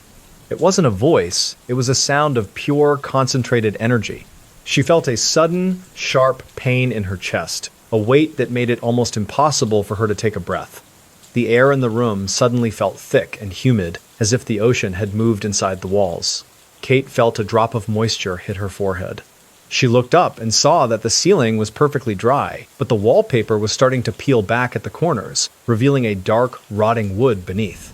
She felt a sense of overwhelming sorrow wash over her, a grief so powerful it felt like a physical blow. She realized that the room was no longer just a place to stay. Her heart wasn't just beating fast, it was slamming against her ribs like a bird trapped in a cage. Kate's fingers were trembling as she gripped the edge of the velvet chair, and that's key, the cold realization hit her. The man she was waiting for was never coming. He hadn't just forgotten her, he had never intended to meet her at all. The promise was a lie, and the room had become a witness to the exact moment her heart finally broke. Her throat felt tight and dry. She tried to stand up, but her legs felt like they were made of water. She looked into the mirror above the dresser and saw a face that wasn't hers. The woman in the reflection had hollow eyes and a mouth frozen in a silent scream. Kate felt a sharp, pulsing ache in her temples that matched the frantic beat of her heart. She felt like she was being pulled into the darkness of the room, into the very walls that had held her for 5 days of silent, growing agony. The humming sound grew louder, becoming a deafening roar in her ears. She could hear the sound of the ocean waves crashing right inside the room, the spray hitting her face with a freezing intensity. She felt a sudden, sharp jolt of energy pass through her body, making her muscles lock in place. She was no longer a guest in a hotel. She was a ghost in her own life, a person who had been erased by a betrayal so deep that it had severed her connection to the world. You're sitting in that velvet chair right now. You've waited 5 days. Your money is gone. Your pride is gone, and you realize that the person you gave your life to never truly knew you at all. You look at the dark, cold water of the Pacific outside your window, and you feel it calling your name. Do you stay in this room and wait for the sun to come up, or do you walk down those exterior stairs and let the ocean take the weight of your sorrow away forever? Because here is the thing. Kate Morgan didn't wait for the sun. On the night of November 29th, 1892, she walked out of room 3327 and headed down to the beach. She was found the next morning on the stairs, a single gunshot wound to her temple. The official ruling was suicide, but the mystery of why she chose that specific spot and why her spirit returned to her room has never been solved by any expert. The history of room 3327 is one of the most famous hauntings in America. Guests who stay there today report that the television turns itself on and off, The lights flicker in a rhythmic pattern, and items on the nightstand are moved by invisible hands. Most notably, visitors often find their change stacked in perfect columns, exactly like the ones Kate saw on her final night. She is a poltergeist born from a broken heart. Kate Morgan's death cast a long shadow over the Hotel del Coronado, a shadow that has lasted for over 130 years. She is the beautiful stranger, a woman whose identity was a mystery for decades after her death. She remains a permanent resident of the hotel, a spirit that refuses to be ignored or forgotten. She is a reminder that the most beautiful places on Earth can hold the most devastating tragedies within their elegant, sun-drenched walls. The scars left by Kate's sorrow are etched into the very floorboards of the hotel. It is a story about the devastating power of a lie and the enduring weight of a woman's final, desperate hope. But as we leave the salty, cold air of the California coast and the memory of the woman on the stairs, we are heading across the world to a very different kind of environment. We are leaving the 19th century and heading toward the misty, high-altitude peaks of India.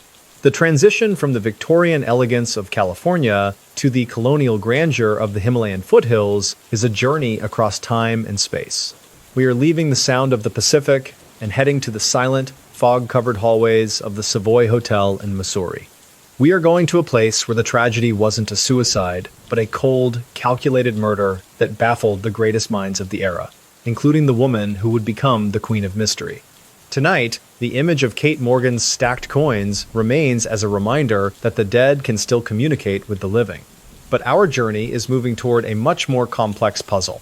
We are going to a room in India where a woman named Lady Orme was found dead in a locked room and where the secret of her death is still whispered in the halls.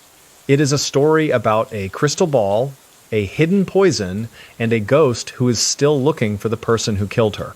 Story 9. The Savoy, India, the Crystal Ball Murder. The mountain air at 7,000 feet in the Himalayas doesn't just feel thin, it feels sharp. It is a crisp, oxygen-deprived cold that bites at the back of your throat with every breath you take. Inside the Savoy Hotel in Missouri, there is a very specific smell that has lingered since 1911. It is the scent of old, heavy cedar wood mixed with the faint, cloying aroma of bitter almonds. It is a smell that should mean luxury, but instead, it signals a quiet, clinical death. If you stand in the center of the grand hallway during the monsoon season, the silence is punctuated only by the rhythmic dripping of water outside and a low, resonant vibration that feels like it's coming from the ground itself. There is a specific kind of light in the Savoy, a misty, diffused gray that filters through the heavy fog, making the ends of the corridors seem to vanish into a white void. It is an atmosphere that feels like a secret being held under a layer of ice. Lady Frances Orme was 49 years old and was a well-known figure in the British spiritualist circles of the early 20th century. She was a woman of deep convictions and a sharp, inquisitive mind, always searching for the bridge between the physical world and the realm of the spirits. She was wealthy, respected, and possessed a quiet dignity that commanded attention whenever she entered a room. To her friends, she was the anchor of their group, a woman of pure logic. To the outside world, Frances was a seeker of truth. She spent her days studying ancient texts and her evenings conducting sessions with her prized possession, a flawless crystal ball that she believed could reveal the hidden movements of the universe. She loved the high altitude of Missouri because she felt the thin air made the veil between worlds even thinner. She was exactly where she wanted to be, surrounded by the majestic peaks and the quiet luxury of the finest hotel in India. Every afternoon at precisely 4 o'clock, a waiter named Arjun would begin the elaborate process of preparing Lady Orme's high tea. He would start by selecting a heavy silver tray from the pantry and polishing it with a soft chamois cloth until it gleamed like a mirror.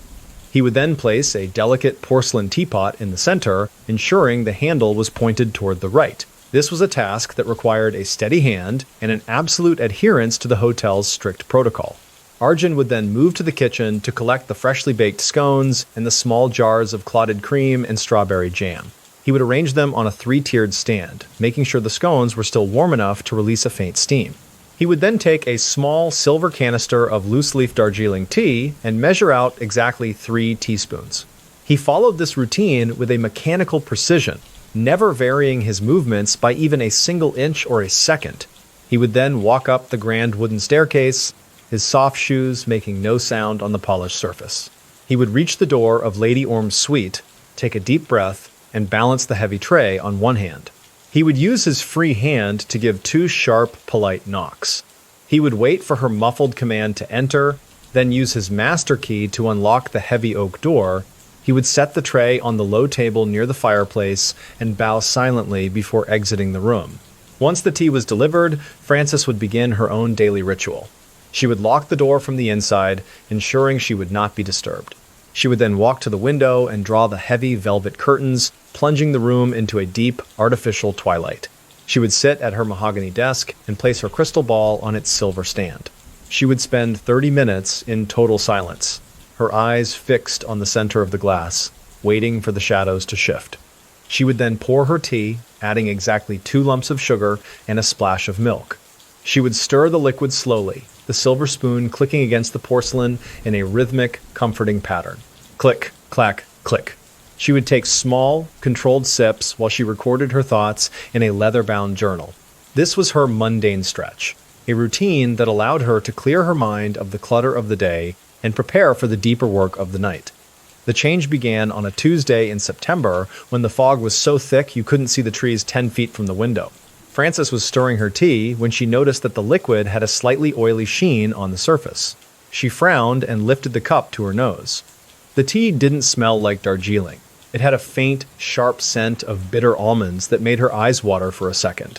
She thought perhaps the kitchen had used a different brand of tea or a new cleaning agent. She took a small sip, and her tongue immediately felt numb, as if it had been touched by a piece of dry ice.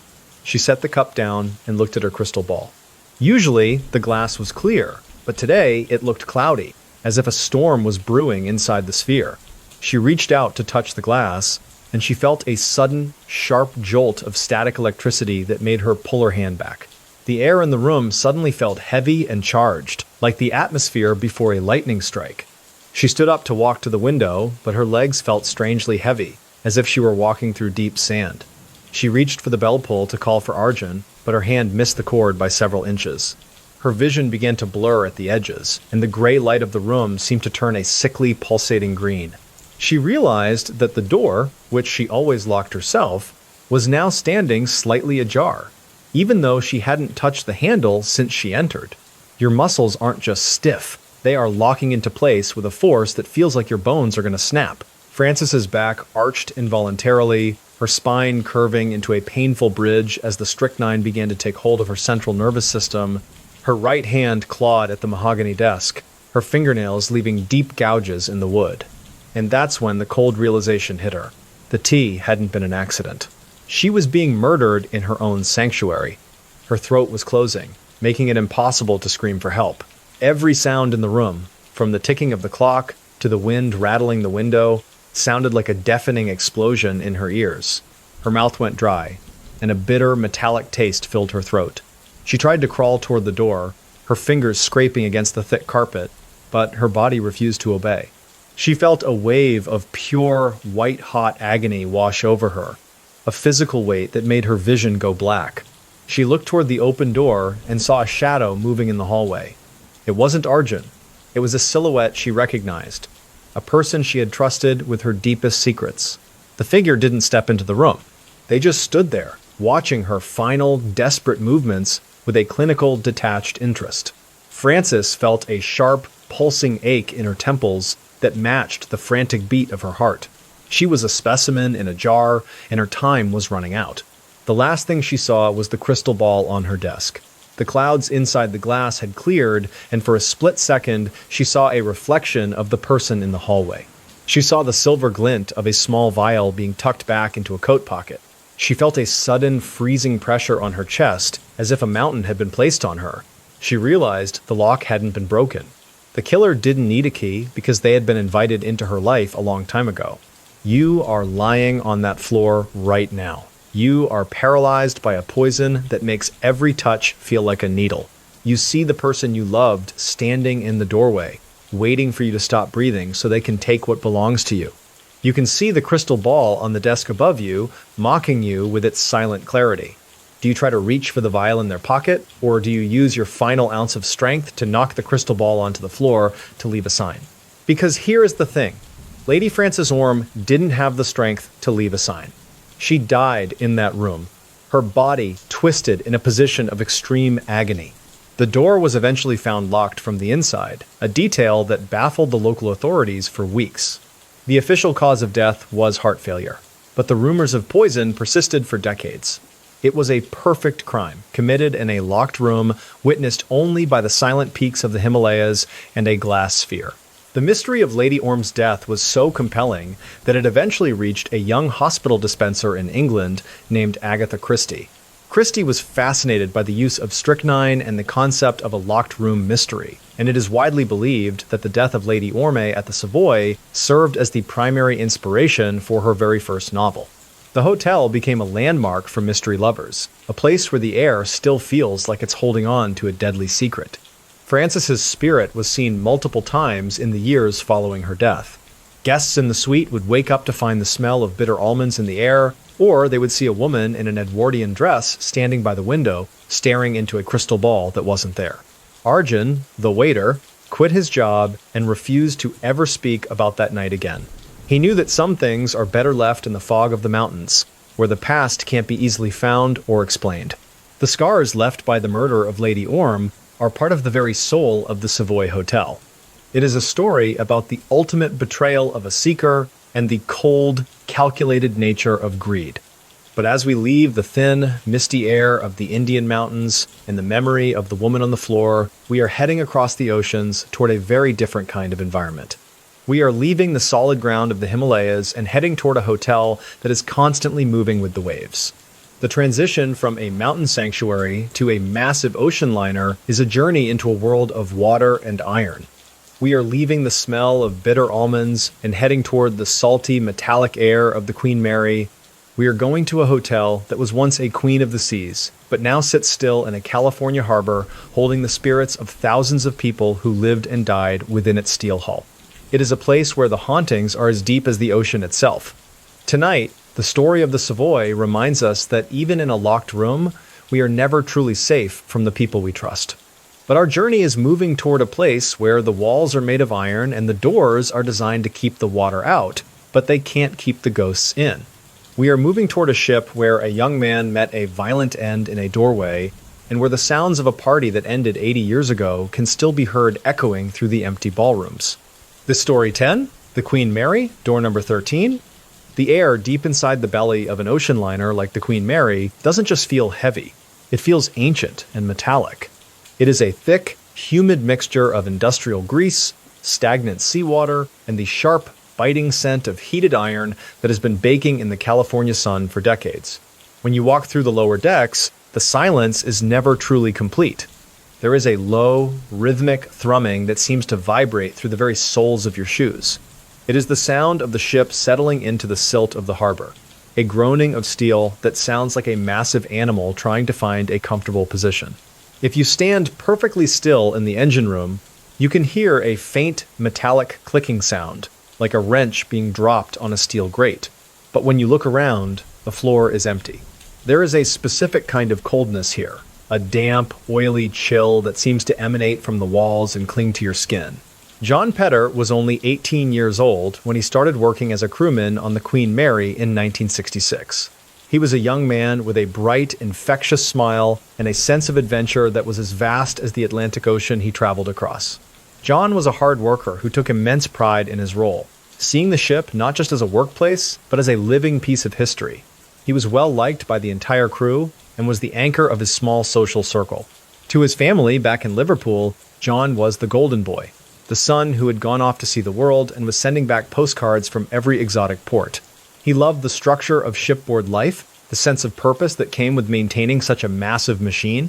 He spent his mornings polishing brass and his evenings listening to the stories of the older sailors in the mess hall. He was exactly where he wanted to be, right at the beginning of a promising career. Every morning at exactly 6 o'clock, John would begin his daily routine in the heart of the ship. He would wake up in his cramped bunk, the sound of the ventilation system a constant, comforting white noise. He would wash his face with cold water from a small metal basin, then pull on his heavy blue coveralls, the fabric stiff from industrial detergent. He would spend 10 minutes meticulously lacing his heavy leather work boots, ensuring they were tight for safety. After his morning coffee in the mess hall, John would head down to the engine room for the daily safety inspections. He would carry a heavy flashlight and a small notebook, checking every valve and every gauge. This was a process that required absolute focus and a very steady hand. He would walk along the narrow steel catwalks, his boots making a rhythmic clanging sound that echoed in the vast, cathedral-like space. He never rushed, and he never skipped a step. One of the most important parts of his job was the testing of the watertight doors. These were massive slabs of solid iron, designed to slide shut in seconds to prevent the ship from sinking in case of a hull breach. John would stand at the control panel, his fingers hovering over the heavy brass lever. He would wait for the signal from the bridge, then pull the lever down with a slow, deliberate motion. He would watch as the doors began their mechanical crawl. He would then walk through the compartments, inspecting the rubber seals on each door to ensure they were free of debris. He would run his fingers along the cold metal, checking for any signs of rust or wear. This was a task that took him exactly 45 minutes every single day. He knew the timing of each door, the specific groan of the hydraulic motors, and the sharp, metallic click they made when they reached the locked position. It was a perfect, repetitive loop. After the inspections, John would help with the lubrication of the heavy machinery. He would take a large grease gun and move from joint to joint, applying exactly 3 pumps of lubricant to each one. He would then wipe away any excess with a clean rag, making sure the floor remained dry and safe. He would spend hours in the dim, yellow light of the lower decks, his world defined by the smell of oil and the sound of spinning turbines. He found peace in the work. He would then head to the upper decks for a short break, stepping out into the fresh sea air to clear his lungs. He would watch the passengers on the promenade, their lives so different from his own. He would take a deep breath, the salt spray cooling his face, then return to the belly of the ship to finish his shift. He was a small but essential gear in the clockwork of the Queen Mary, and he took great pride in knowing that the ship's safety rested in his young hands. The change began on a hot afternoon in July during a routine emergency drill. John was standing near watertight door number 13, waiting for the alarm to sound. He had performed this drill hundreds of times, and he knew exactly how long he had to move through the opening before the door began its final, rapid descent. But as he waited, he noticed a shadow in the corner of the compartment that didn't belong to any of the machinery. It was a tall, dark shape. It didn't move, but John felt a sudden, sharp drop in the temperature of the room. It wasn't the usual cooling of the sea air. It was a deep, internal chill that made his breath visible in the dim light. He turned his flashlight toward the corner, but the light seemed to be swallowed by the darkness. He felt a prickle of ice crawl up his spine. Then the alarm sounded. A high-pitched, relentless shriek that echoed off the steel walls like a physical blow. His heart wasn't just beating fast. It was slamming against his ribs like a sledgehammer hitting an iron plate. John's fingers were trembling as he gripped the edge of the doorframe, and that's when the cold realization hit him. The door was already moving, but it wasn't the slow, mechanical crawl he was used to. It was descending with a terrifying, silent speed, as if the laws of physics had been suspended. His throat tightened, and he felt a wave of pure terror. He tried to jump back, but his boot caught on a small piece of loose metal on the floor. He stumbled forward instead, his body moving into the narrow gap just as the iron slab reached his waist. He felt a sudden, crushing pressure that made his vision go white. He tried to scream, but the air was being squeezed out of his lungs. He could hear the sound of his own bones breaking, a sharp, wet crack that was louder than the alarm. He was trapped in the iron jaw. The door didn't stop. It continued its descent, driven by a force that felt like more than just hydraulics. John felt a sharp, pulsing ache in his temples that matched the frantic beat of his heart. He looked up and saw the dark shadow from the corner standing right in front of him. It wasn't a shadow anymore. It was a face, pale and vacant, staring at him with a clinical, detached interest. He realized then that he wasn't the first person to die in this doorway. His vision began to blur at the edges, and the yellow light of the engine room seemed to turn a sickly, pulsating green. He felt a sudden freezing pressure on his chest, as if the entire weight of the ocean had been placed on him. He realized that the lever on the control panel hadn't been pulled by a human hand. The ship had decided to close the door on him. He was no longer a crewman. He was a sacrifice to the massive iron machine that he had loved so much. You are standing in that narrow doorway right now. You see the heavy iron slab descending toward you, faster than it has ever moved before. You feel your boot catch on the floor, and you realize you have less than a second to make a choice. Do you throw yourself forward and hope to clear the gap, or do you try to scramble backward into the dark compartment you just left? Because here is the thing. John Petter didn't have a choice. The decision was already made. John died instantly as door number 13 slammed shut, crushing him into the steel floor. The crew found his body 10 minutes later when the drill ended and the doors were opened. There was no mechanical failure found. The hydraulics were in perfect working order, and the control lever was still in the neutral position. The official ruling was a tragic accident, but the men who worked in the engine room knew better. They knew that door number 13 was hungry. The history of the Queen Mary is filled with stories of hauntings, but the ghost of John Petter is one of the most frequently reported. Guests and staff who visit the engine room today often report seeing a young man in blue coveralls walking along the catwalks only to vanish when they try to speak to him. Many have heard the sound of a wrench hitting the floor, or felt a cold, oily hand brush against their shoulder in the dim light near the watertight doors. John's spirit seems to be eternally performing his final inspection. He is a reminder that even the most impressive feats of human engineering can hold a dark and dangerous energy. He remains a permanent resident of the ship, a soul that is forever tied to the iron and the salt. He didn't leave a legacy of fame or fortune, but he left a mark on the ship that can never be erased. He is the ghost in the machine, the boy who became part of the Queen Mary forever. The scars left by John's death are hidden behind layers of fresh paint and tourist attractions, but they are felt by everyone who descends into the lower decks. It is a story about the hidden dangers of a routine and the thin line between a workplace and a tomb. But as we leave the metallic, oily air of the Queen Mary and the memory of the boy in the doorway, we are heading across the country to a very different kind of environment in the heart of the South. The transition from the iron hull of an ocean liner to the wrought iron balconies of New Orleans is a journey from one kind of prison to another. We are leaving the sound of the Pacific and heading to the humid, jazz-filled streets of the French Quarter. We are going to a hotel that was once a convent and an orphanage, where the spirits are not sailors, but children. It is a place where the air is thick with the scent of old wood and the sound of invisible play. Tonight, the story of door number 13 reminds us that the things we build can sometimes turn against us. But our journey is moving toward a place where the tragedy was not a mechanical failure, but a natural disaster that took the lives of the most vulnerable. We are moving toward the Bourbon Orleans Hotel, where the ghosts of orphans and nuns are still waiting for a morning that never came. It is a story about a yellow fever and a party that never ends. Story 11. Bourbon Orleans. The Playful Phantoms. In the deep, sweltering heat of a New Orleans summer in 1994, a young couple checked into a beautiful room on the 6th floor of a historic hotel in the French Quarter. They were in town for a jazz festival, looking forward to nights filled with music and days filled with world-class food. They were exactly where they wanted to be, surrounded by the wrought iron balconies and the romantic mystery of the South, doing what any tourist would do on a weekend getaway. But instead of falling into a peaceful sleep after a long night of dancing, the husband would wake up at precisely 3:15 in the morning to the sound of a rubber ball bouncing in the hallway. Thud, thud, thud. He would open the door to ask for quiet, and he would see a young boy in knee-high socks and a flat cap playing alone in the dim light. The mystery is not just that the boy was there, but that when he turned around, his skin was the color of damp ash. The boy didn't speak. He simply smiled a wide, toothless smile and walked directly through the solid oak door of the room across the hall, leaving nothing behind but the faint, cloying scent of old incense and wet earth.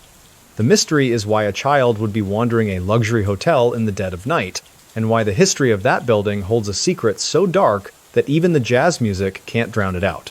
It was a moment of pure, silent, and impossible terror. Tonight, I am going to tell you 12 stories about people who encountered the strange, the dark, and the mysterious in ways they never could have prepared for. But before we get into our 11th case, if you could please do me a huge favor. If you enjoyed these stories, please invite the like button to a fancy jazz brunch at a quiet patio in New Orleans, but then the second the trumpets start playing, I want you to steal its umbrella and run into the swamp as fast as you can. Also, if you wouldn't mind, please subscribe to the channel and leave a comment letting us know where in the world you are listening from today. We love seeing how far these stories travel across the globe. Now, let us get into our 11th story. The air in New Orleans doesn't just sit on your skin, it clings. It is a thick, humid weight that smells of blooming magnolias, stale river water, and the faint, sweet aroma of powdered sugar from the nearby cafes. Inside the Bourbon Orleans Hotel, the air feels even heavier. There is a very specific scent that hits you when you walk near the grand staircase. It is the smell of old, polished cypress wood mixed with the medicinal tang of eucalyptus and the dry, dusty scent of prayer books. If you stand perfectly still in the hallways at night, you can hear the building breathing. It is a rhythmic creaking of floorboards that sounds like hundreds of small feet moving in unison. The silence here is punctuated by a low, persistent humming that seems to vibrate through the plaster walls. It isn't the sound of the city outside.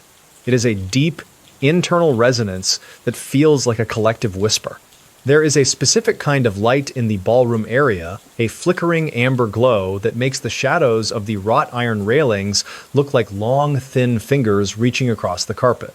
It is an atmosphere that feels like a long-held breath. Sister Margaret was 52 years old and had dedicated 30 years of her life to the Sisters of the Holy Family in the mid-1800s. She was a woman of immense patience and a heart that was as large as the cathedral down the street. She was the head of the orphanage that operated inside the building long before it became a hotel. She was a pillar of the community, a woman who found her greatest purpose in the care and education of the city's lost children. To the orphans under her care, Sister Margaret was the anchor of their entire world. She was the one who made sure their beds were made, their bellies were full, and their prayers were said. She loved the building despite its dark history as a ballroom for the wealthy, seeing it instead as a sanctuary for those who had nothing. She was exactly where she wanted to be, serving as a mother to those who had been forgotten by everyone else. She was a woman of faith. Every night, at precisely 8 o'clock, Sister Margaret would begin the long and meticulous process of tucking in the 64 children who lived on the upper floors. She would start at the far end of the hallway, her heavy black habit making a soft shishing sound against the floor. She carried a small iron lantern that cast long, dancing shadows on the walls. She would enter each room, moving from bed to bed with a slow, deliberate grace that never varied. She would lean over each child, checking their breathing and ensuring their blankets were pulled up to their chins. She would use her right hand to smooth the hair away from their foreheads, a gesture that was both mechanical and deeply tender. This was a task that required her full attention, as she had to count each child to make sure no one was missing. She would whisper a short prayer over every head, her voice a low, melodic murmur in the dark. After the children were settled, Sister Margaret would move to the small infirmary. She would take a clean linen cloth and wipe down the wooden surfaces, removing any dust or grime from the day. She would then arrange the small glass vials of medicine in a perfect row, making sure the labels were all facing forward. She would check the water levels in the basins and fold the extra towels into neat white squares. This was her way of preparing for the night. She would then spend 20 minutes checking the locks on all the windows. She would walk to each one, grasp the heavy iron latch, and give it a sharp double jiggle to ensure it was secure against the humid New Orleans wind. She would look out at the dark streets below, her mind already processing the lessons she would teach the next morning. She would then return to her own small room, sit in the wooden chair, and begin the process of mending the children's clothes.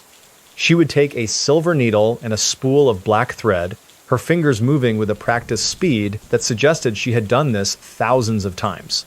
She would repair the small tears in the knees of their trousers and sew back the buttons that had been lost during the day's play. She would count each stitch under her breath, a habit she had developed to keep her mind focused during the long hours of solitude. It was a perfect, repetitive loop of service. Once the mending was finished, she would walk the hallways one last time. She would listen for any sounds of distress or bad dreams, her soft shoes making no sound on the wood.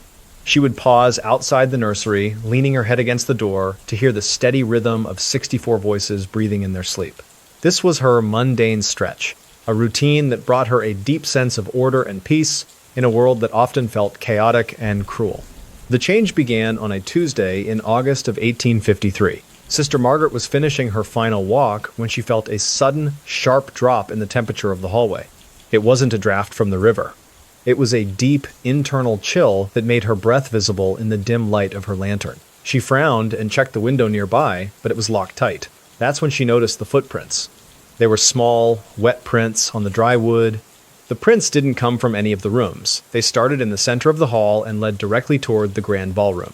Sister Margaret followed them, her heart beginning to thump with an unfamiliar rhythm. When she reached the ballroom doors, she found them standing wide open, even though she had locked them herself an hour before. The room was filled with a low humming sound, a vibration that she could feel in the very marrow of her bones. Inside the ballroom, the air felt thick and heavy, as if it had been replaced by a dense, invisible fog. She noticed a single rubber ball resting in the center of the floor. It was a bright red ball that belonged to one of the younger boys, a child named Leo. She reached out to pick it up, but as her fingers brushed the surface, she felt a sharp jolt of energy that made her pull her hand back. The ball was freezing cold, as if it had been sitting in a block of ice. Later that night, as she was resting in her room, she heard a sound that didn't belong in a convent. It was the sound of a grand party. She could hear the muffled laughter of hundreds of people, the clinking of champagne glasses, and the high-pitched melody of a violin. She stood up and walked into the hall, but the sound vanished instantly. In its place was a much darker sound. It was the sound of a child gasping for air, a wet, rattling struggle for life. His heart wasn't just beating fast. It was slamming against his ribs like a trapped bird. The modern guest on the 6th floor of the Bourbon Orleans gripped his wife's hand, and that's when the cold realization hit him. The boy he had seen in the hallway wasn't a guest. He was a memory of the year 1853, the year the yellow fever came to New Orleans. His throat tightened, and he felt a wave of pure, animal terror wash over his entire body. He could feel the humidity in the room rising, but it was a cold, sickly sweat. He looked toward the corner of the room and saw Sister Margaret standing there. She wasn't a solid person. She was a shimmering, transparent figure in a black habit, her hands folded in prayer. Her face was a mask of pure, unadulterated grief. He realized in that moment that she wasn't guarding the living. She was still trying to count the children who were dying by the hundreds. The humming sound grew louder, becoming a deafening roar in his ears. He could see the small red ball rolling across the floor of his room, moving in a perfect circle as if pushed by an invisible hand. He felt a sudden, sharp pain in his chest, a pulsing ache that matched the frantic beat of his heart. He felt like he was being pulled into the history of the building, into the days when the ballroom was used as a mass ward for the sick and the dying orphans. The guest tried to scream, but his mouth was so dry that no sound came out. He watched as the transparent nun walked toward the door, her head bowed. She stopped at the foot of his bed and looked directly at him. Her eyes were filled with an expression of such profound loss that he felt his own heart break. She reached out a hand, her fingers cold as death, and touched his forehead. He felt a sudden jolt of electricity, and then the room went completely black. You are standing in that grand ballroom right now. You hear the music of a party from 1820, but you see the beds of a hospital from 1853. You see a young boy named Leo reaching for his red ball, his face gray from the fever. Do you try to help him find his toy, or do you run for the exit and hope the history of the city doesn't follow you home? Because here is the choice that thousands of people never got the chance to make. Sister Margaret died in that building, not from the fever, but from exhaustion and a broken heart, after watching almost every child in her care perish in a single month. The Bourbon Orleans Hotel was eventually built around the structure of the old convent and the quadroon ballroom. The spirits of the orphans and the nuns didn't leave when the building was renovated. They stayed behind, caught in a loop of play and prayer that has lasted for over a century. The discovery of the hauntings at the Bourbon Orleans has made it one of the most famous paranormal sites in the world. Guests report seeing the children playing in the hallways and the nun performing her nightly rounds. The red ball is seen frequently, appearing in rooms and then vanishing without a trace. It is a place where the joy of a party and the tragedy of a plague are forever intertwined in the heavy, humid air of the New Orleans French Quarter.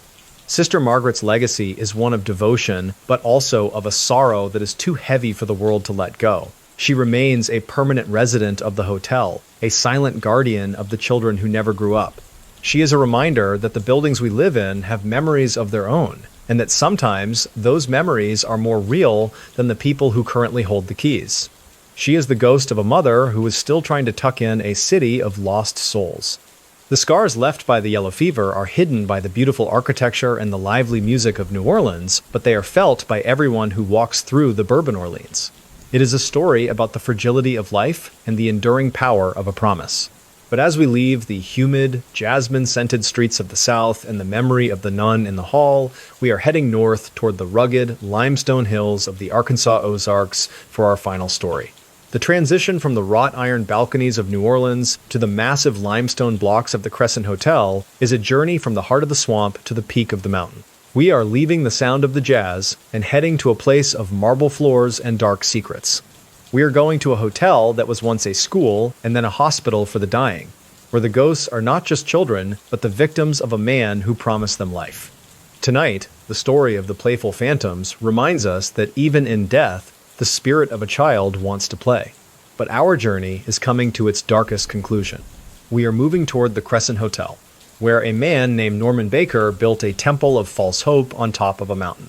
It is a story about a doctor who wasn't a doctor, a hospital that was a morgue, and the ghosts who are still looking for the cure that was never intended to exist. Story 12. Crescent Hotel, the Cancer Cure. In the late 1930s, a man named Norman Baker purchased a grand, castle-like hotel perched on a hilltop in Arkansas and told the world he had finally discovered the miracle cure for cancer. People flocked from every corner of the country, bringing their life savings and their last shred of hope to the Crescent Hotel. They were exactly where they thought they needed to be to save their lives. They believed they were stepping into a sanctuary of modern science. But instead of leaving through the front doors healthy and whole, hundreds of those patients would vanish in the middle of the night, transported down to the basement in a small elevator originally designed for food, only to be processed in a secret morgue while the rest of the hotel slept. The mystery is not just how he fooled so many people, but why the spirits of those who died still walk the halls, looking for the doctor who promised them a future he never intended to give. Tonight, I am going to tell you the final story of our series about people who encountered the strange, the dark, and the mysterious in ways they never could have prepared for. But before we get into our final case, if you could please do me a huge favor. If you enjoy these stories, please take the like button to a famous mountain spring for a refreshing drink, but the second it closes its eyes, I want you to replace its glass with a jar of formaldehyde and lock it in a basement. Also, if you wouldn't mind, please subscribe to the channel and leave a comment letting us know where in the world you are listening from today. We love seeing how far these stories travel across the globe. Now, let us get into our final story. The fog in the Ozark Mountains doesn't just roll in, it crawls. It is a thick, damp, and gray blanket that smells of wet limestone, rotting oak leaves, and the sharp metallic tang of iron from the deep underground springs. Inside the Crescent Hotel, the air feels unnaturally still. There is a very specific scent that hits you when you descend toward the basement level. It is the smell of wintergreen mixed with the cloying, sweet aroma of formaldehyde and the dry, dusty scent of old medical records. If you stand perfectly still in the morgue area at night, you can hear a low, rhythmic thumping that sounds like a heavy weight being dragged across the floorboards directly above your head. The silence here is punctuated by a high-pitched, metallic scraping sound that seems to come from the old dumbwaiter shaft. It is a sound that sets your teeth on edge and makes the fine hairs on your neck stand up.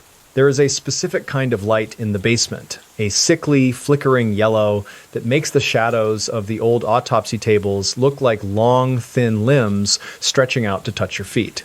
It is an atmosphere that feels like a long-held secret in the dark. Michael was a 35-year-old stonemason who lived in the late 1800s. He was a man of immense physical strength and a quiet, focused mind who took great pride in his craft. He was one of the many Irish immigrants brought to Arkansas to build the most luxurious hotel in the South. He was a pillar of his crew, a man who could carve a block of limestone with the precision of a jeweler. He was exactly where he wanted to be, building a masterpiece. To his co-workers, Michael was a man of routine and reliability. He was the one who arrived at the quarry before the sun came up and the last one to set down his tools in the evening.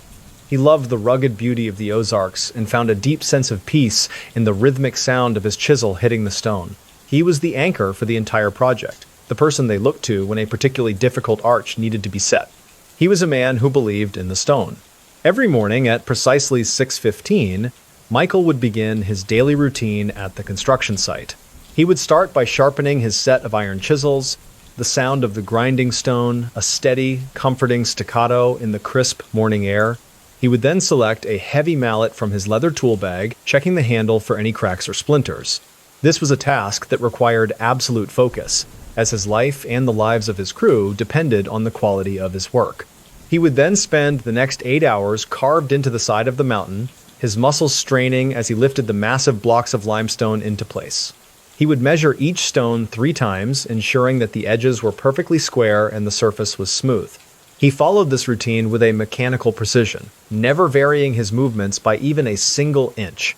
He knew every vein and every flaw in the stone, treating the building like a living, breathing thing. After the sun went down, Michael would walk the perimeter of the half-finished hotel. He would run his rough hands along the mortar, checking for any signs of weakness. He would look up at the towering spires and the grand balconies, his mind already imagining the wealthy guests who would eventually walk through the doors. He would then sit on a pile of lumber, eat a simple meal of bread and cheese, and watch the stars come out over the valley. It was a perfect loop.